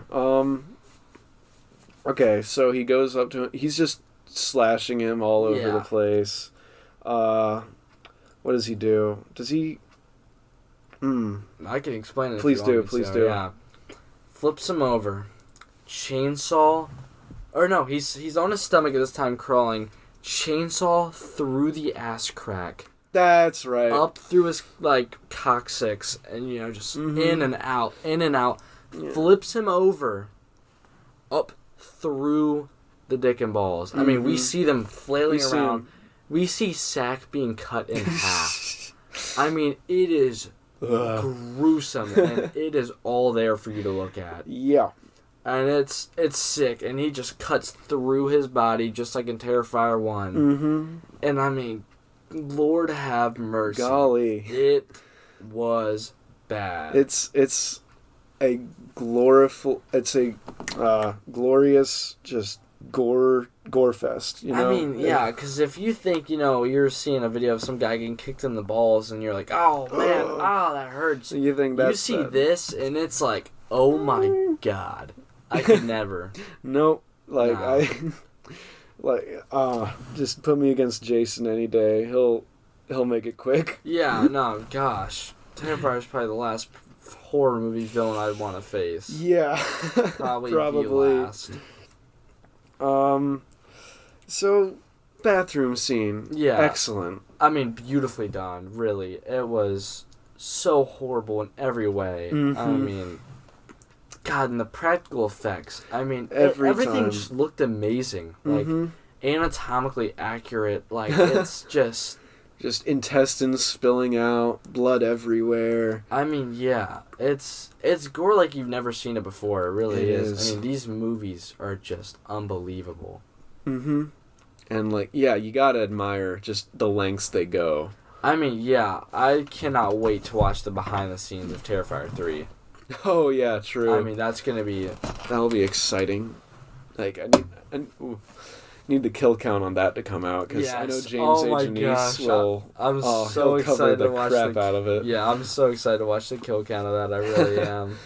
Sienna dreams of her father and the angels crafting the armor from her warrior costume. So this is a very strong... we had hints of religion earlier with quick scenes of religious imagery, and this is the first one where we really get... we get straight up angels, the Virgin Mary is there. Mary, yeah. Which obviously makes... And, of course, earlier, they were... Like I said, they were in the chapel, I think. But, of course, that makes art like the devil or some demonic thing. Yeah. So what I kept reading about, even after the movie and just now with some quick research, it really seems like they're trying to make art out to be a demon. Yeah. Basically, like the host body of a demon. And I'm pretty sure I read, Leone did very intentionally do these themes of, light and dark, good and evil, represented by Sienna and Art, respectively. Yeah, because, I mean, I know in later scenes we see, Sienna literally being portrayed as Jesus. Yeah. With the thorn. The crown of thorns. Yeah, the crown of thorns. So we'll get into that when we get there, but, Yeah. Greg is decapitated and eviscerated on the wall, pinned to the wall, kind of evoking crucifixion, I'd say. Yeah, so here is the scene right here. I mean, this is it, really. Sienna runs, incapacitated by Art with a mallet, regains consciousness, tied to a chair and gagged, with Jess, the aunt. The uncle's severed head is the star on the Christmas tree. Victoria shows them a skinless head consumed by rats, telling her it's Gabby's. Yeah. And they're freaking out. And then the tube. Yeah, so we'll stop Let's talk there. about the tube. Okay, so basically, we're in the house, very Christmas themed. It would look great outside of this movie, but we have the Christmas tree in the corner. Basically, if you don't know character names, the aunt and uncle that Sienna was staying with, the uncle is dead. He is up on a cross, genuinely being crucified. I mean, he's dead. His head is up on the Christmas tree. And the aunt is in the chair across. So, across. Sienna's tied up. Aunt's tied up. And then the little girl, the cousin of Sienna that she really bonded with, her head is supposedly... It's, rotting. It's being eaten by rats in this, box. Yeah, and this little, box tube thing. Could you see through it? I feel like... There was a covering over it, and then they pull it away, right? Okay, yeah. Was it in a cage, maybe? It might have been in a cage. A cage box, whatever. You could see it. And you get the idea. Yeah, it's disgusting. Yeah, but then we get the worst scene I've ever seen in my entire life. Yeah. I mean, it's... They take, a big like tube, a clear. Is it glass? It is a glass tube. Yeah. Is it like one of those things for ornaments? Is that what it's for? It might be an ornament sleeve. I don't know. Some tube or another. If you're familiar with that. Shove it in the aunt's mouth. Yes, jaw is broken. You hear it. I mean, there's blood coming down. Yeah. It's horrible. And they like hammer it deeper and deeper into her throat. Yeah. And then he takes a rat that was just consuming his daughter, or her daughter. Puts it in the tube. Puts a blowtorch to the rat to make sure it goes down and not up. And it goes down into her throat and just starts. And you see the movement, and it. that was it. That was the scene that did it for me because I was watching that and I was like, I don't know how much more of this I can sit through. I know, like, and that was the biggest moment for me. Like, this man needs help. Yeah, that was what did it for me. I really was. Damien Leone needs Jesus. Yes. I mean, because as we stated before, there are the standout scenes. Obviously, Terrifier 1, upside down Saw scene. Terrifier 2, the bedroom. We have the bedroom scene. And Terrifier 3. It's the tube. The living room scene, the tube scene. I mean, it's... Goodness. Horrible. And the aunt, is finally dead. And the rats slits her throat. And the rats spill out. They're covered in just muck and grossness. Yeah, I feel like there was a lot more death and brutality to that scene. I'm trying to remember. Well, I mean, we're not going to be able to do it justice. Oh, no. That's something that you really do have to watch. You just have to see it. I mean... And, man, if you haven't already, please do. Yes, it's bad. It's so disgusting. But, I mean, it's a must-watch. It really is. Mm-hmm. If you want to see... what a movie can do, that's it. I really do. I'm going to be shocked to see what Terrifier 4 does. I know. Like, at this point, I don't even want to say they can't outdo themselves, because I know for a fact they can. I've already said that twice. Yeah, exactly. You know, I'm excited to see how excited might be. Excited is a word. I'm excited, man. I'm excited to see it. Yeah. I mean, just like, yeah, but wherever they go from here, like, I have faith in Leone and the whole team. I mean, let's talk about the box office a little bit. So, they were able to pull in, I think it was like $17.5 million in the first weekend. Yeah. It premiered. From like, what, not even $1 million? Yeah. It was definitely more than the other two. Yeah, it was definitely more. I want to say the budget was, we can look that up real quick, yeah. Don't want to make it. But I do know for 2, it was, I want to say $250,000 budget. For the new 14.5. Oh, for Terrifier 2. Oh, okay. Yeah. Terrifier 3 budget and profit. Terrifier 3, around under 5,000 or 5 million to acquire and market the film, and then profit. I mean, wow. So obviously Terrifier 1. It didn't even have a theater release. It didn't have a theater release, direct to video, and it cult classic. I mean, yeah, definitely a cult indie film. And they didn't make enough money off of that to even budget 2. They had to do a GoFundMe. Mm-hmm. Terrifier 2, they had 14 mil in profit to work off which 2 had a very limited theater release as well. Like, it was like, what, a few weeks in theaters? I'm not quite sure. Because they, like, didn't have an actual distributor. Yeah, I was very sad because I didn't get to see that one in theaters. I saw Terrifier 3 in theaters. So, like, it was only there for a little bit, and in that short amount of time, it made a lot of money. Which finally, I'm sure that's what got studios to be like, we got potential. Read out the number here. Profit. Terrifier 3 became the highest grossing unrated film of all time. Wow, what was it before? Earning over $54 million domestically. It broke the previous record held by Beyonce. 2023 concert film Renaissance, a film by Beyonce, which earned $44 million. So blew it out of the water by $10 crazy. million. I mean, Terrifier 3, it hasn't even been, 3 months released. And it is already the highest grossing unrated film of all time. That's absurd. I think that alone absolutely can bring hope and just pushes the boundaries of what's possible for an unrated film.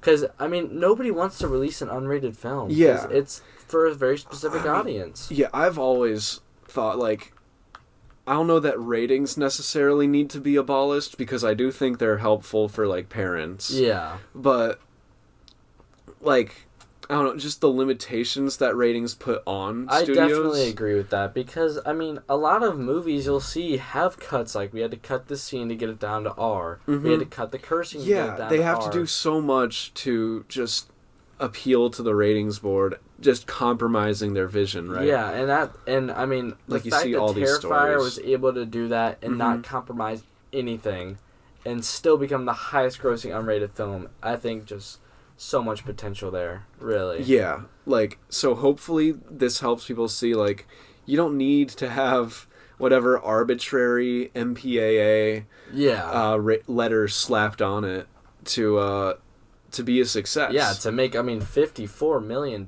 is a lot of money. Yeah, especially off of, like, the amount they put into it. I mean, yeah, gosh. I mean, having a GoFundMe to fund the one before it, and now you got this movie making... Yeah. I mean, crazy. It really is. Crazy bank. I wonder what the numbers are going to look like, when we actually get released a video with physical copies of the movie and whatnot. Mm-hmm. Like, right now, I mean, even right now, it released digitally on Monday, I believe. Yeah. So I'd be curious already to see how the sales for that are. Yeah. Definitely. But yeah, I do hope, like, this helps people see just the potential independent film has. Exactly, I definitely agree. And also, I mean, just the Terrifier franchise, the Terrifier brand, I mean, shirts and costumes, too. Costumes. I mean, Terrifier masks are everywhere, really. And, I mean, I know, I have a Terrifier t-shirt. Nice. Yeah, back home. So it's like, I mean... I wonder, like, how much this brand can be built up, because I'd love to see. I do wonder, like, how are we going to be looking at Terrifier in 10 years, you know? Yeah. Is it going to be Friday the 13th, or is it going to have a fall off? And I'm really praying that I hope it just keeps getting bigger from here, because it is so fun. It's so fun. It's such a middle finger to elevated horror. It's such a middle finger it's to a middle ratings. finger to ratings, elevated horror, the audience. Yeah, it's a middle finger to everything. Everything. It hates everybody, and it loves itself, and you can't help but love it too. Yeah, so the ending of Terrifier 3, it's said that Jonathan is killed, kind of. But again, I think it would be really stupid if they killed one of the main characters of the second movie off screen. Yeah, that's... I don't know if I like that choice. I think it was a shocker. It really was, because I was sat there like, whoa. Yeah. Whoa. Right. Yeah. So I don't know. The little girl was... The skull, they were like, yeah, this is your daughter, will turn out to be Jonathan's. And the little girl came out from... They pulled her out. She was tied to a chair or something. Yeah, she's tied somewhere off screen, and then she gets dragged down to hell by Art. Yeah, well, because Sienna manages to escape because she gets her present, which is the sword. My gosh. That was so smart. That was such a high IQ play. Like, actually... Oh my gosh. I know. It was great. Oh man, cuz I mean, she knows they like to play they like to play with their food, right? Yeah. And so she uses that. I mean, when I like had pieced that together as it was happening, I was like, "Holy shit. That's so smart." But she's able, but it's brutal, like, before she picks up the sword, cuz he like smashes her hands. Oh yeah, that was another fight scene that was crazy as hell. Yeah. We had another Sienna Terrifier showdown. Terrifier. Yeah. Sienna and Art. then, like, it's only after her hands are, like, mangled that they let her open the present. Yeah. But still she manages to pick it up, and which kind of already, like, alludes to the later reveal of the rapid healing, right? Yeah, the rapid healing abilities of the sword. But the rats, Gabby hostage, crown of thorns on Sienna's head, tries to possess her, but she resists because her will is not broken. Yes, so that's another big religious part. There was a crown of thorns that Art had created to put her on Sienna as they put on Jesus, and during the crucifixion. So it kind of was like, setting her up to die right there. And Art just tried to... Or was it Art or the other one? Vicky. Vicky tried to, like... She was like, let me in or something. Yeah, she tried to put her host body... I mean, screaming obscenities and sacrilegious things, which like I almost was, Exorcist-esque. yeah, very Exorcist-esque. I would definitely say that. And she just couldn't get in because Sienna was just too strong. Like, she is strong. Like, Yeah. she's gone through so much in 2 movies. Yes. And I think she's easily, like, made any at least top 10 final girl list. I dare say she's already in my top 3. That's not crazy. I mean, she's insane. She's awesome. Yeah. Let's see. Victoria tells Sienna to open her Christmas gift from Gabby. Sienna breaks free with her father's sword, which she hid in the present, cuts Art's throat, and decapitates Vicky, which the pool of blood from that burns through the floor. Yeah. And creates... Which I love the ending of 3... the endings of 2 and 3, because they just get so off the wall and batshit insane. Yeah, I was gonna say we didn't talk about the ending of Terrifier 2, but we don't need to. I mean, God, it was hard to follow even watching the movie. It's so confusing. But, like, I kind of loved how insane it was. Yeah. Even if it was hard to follow. Just... I love a movie that's not afraid to get weird. Yeah. Yeah, I agree.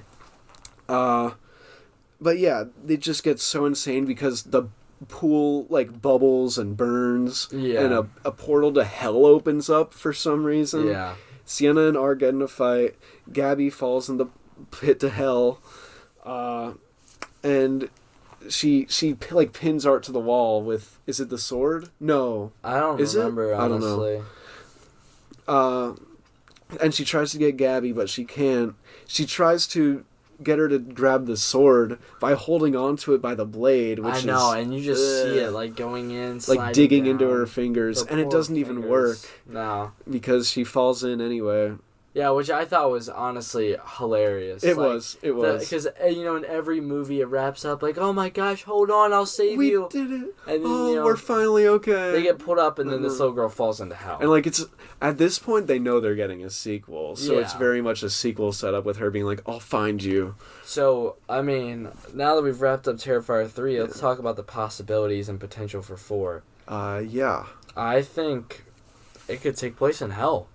Ooh. I could see that being a possibility. Like a Doom kind of thing. Killing... Yeah, like, I could definitely see Sienna having to go into hell for some reason. Yeah. And trying to find the little That'd girl. And they can do, like, the creative possibilities of that. I mean, God, they left the door wide open for anything. Yeah, really. like, any movie that has anything to do with hell, you can just do so much crazy, weird, whatever. Like,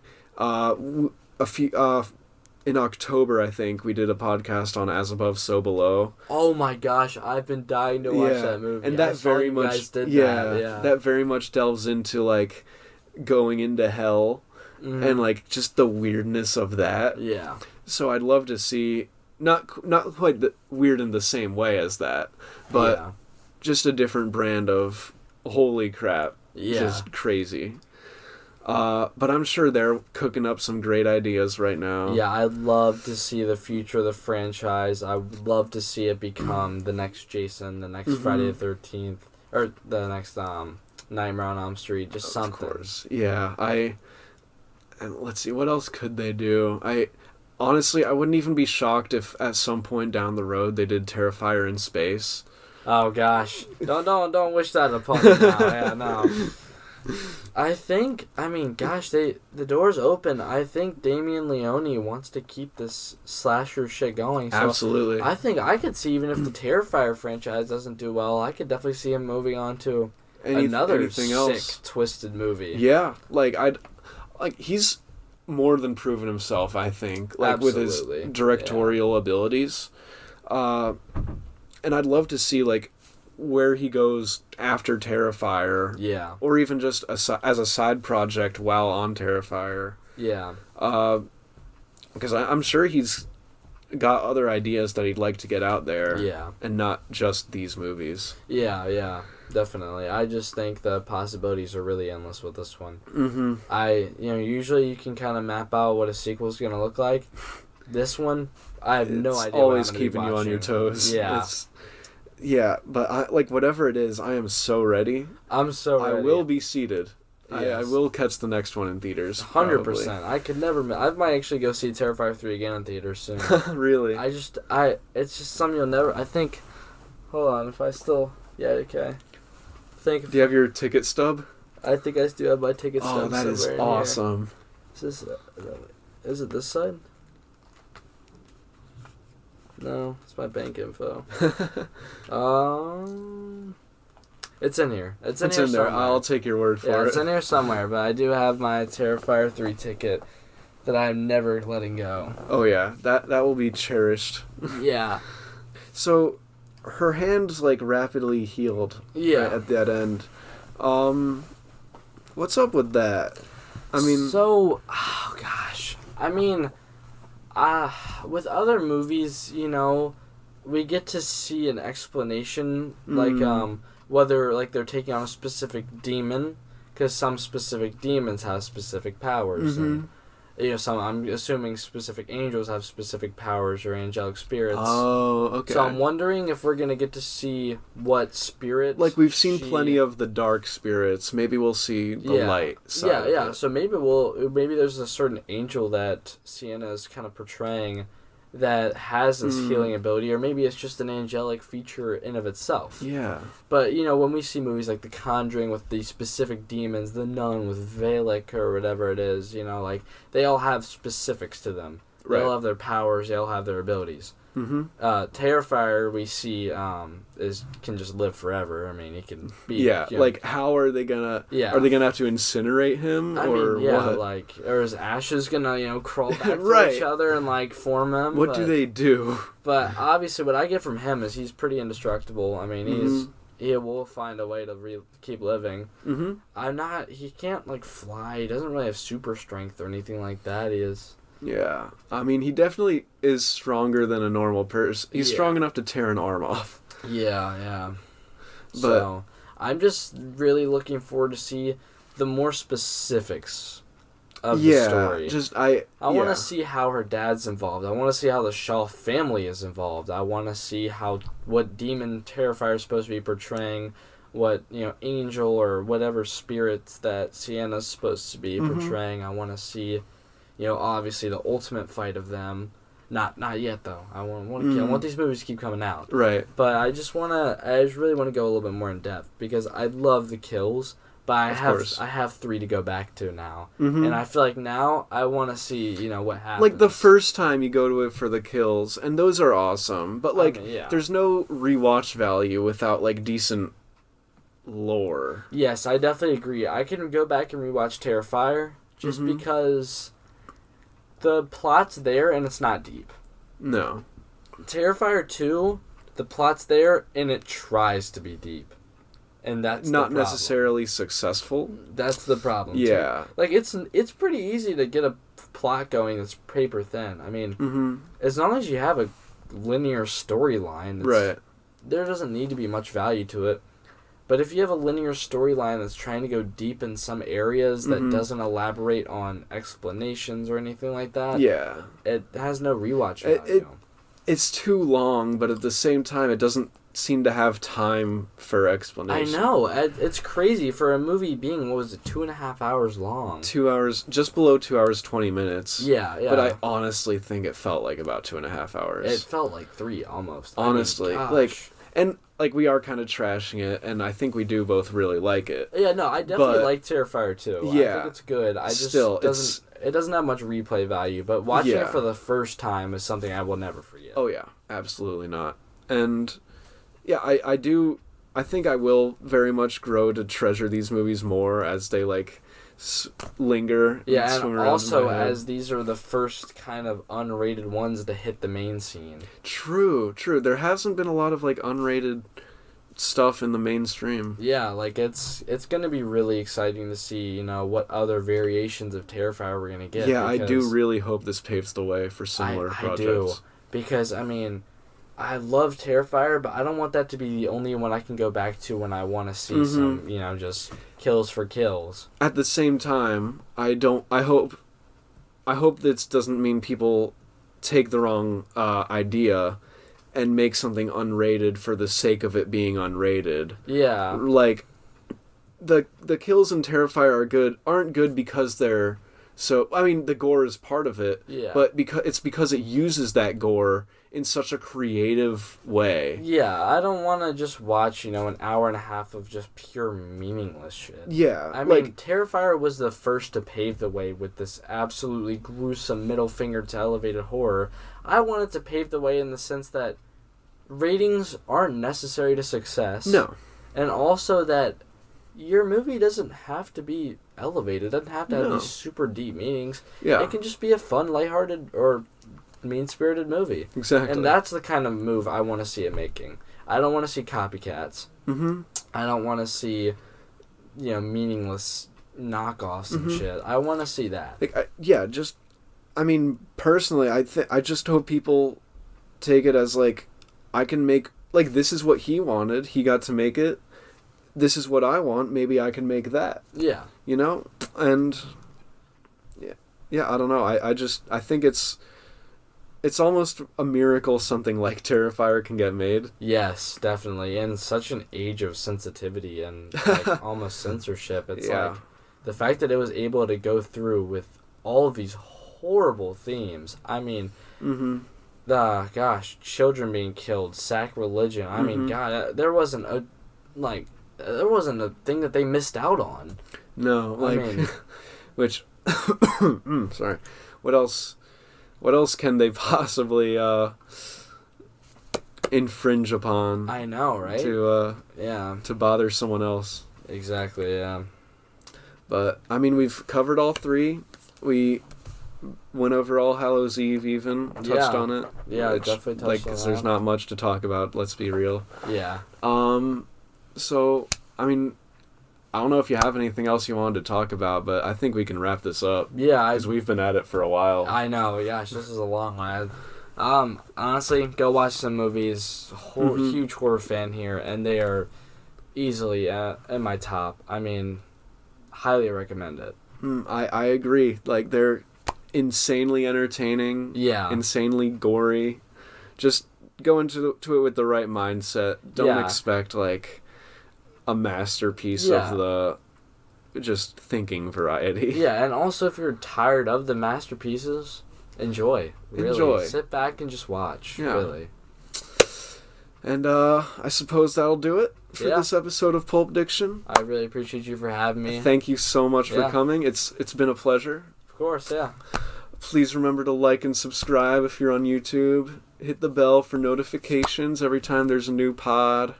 Follow on Spotify, rate 5 stars. Of course. Follow us on Instagram. And I think that's all I have to plug. Do you want to plug anything? Honestly, just check out Pulp Diction. Huge shout out, Dylan. Heck yeah. Yeah. Shout out to Pulp Diction. Okay. Yeah.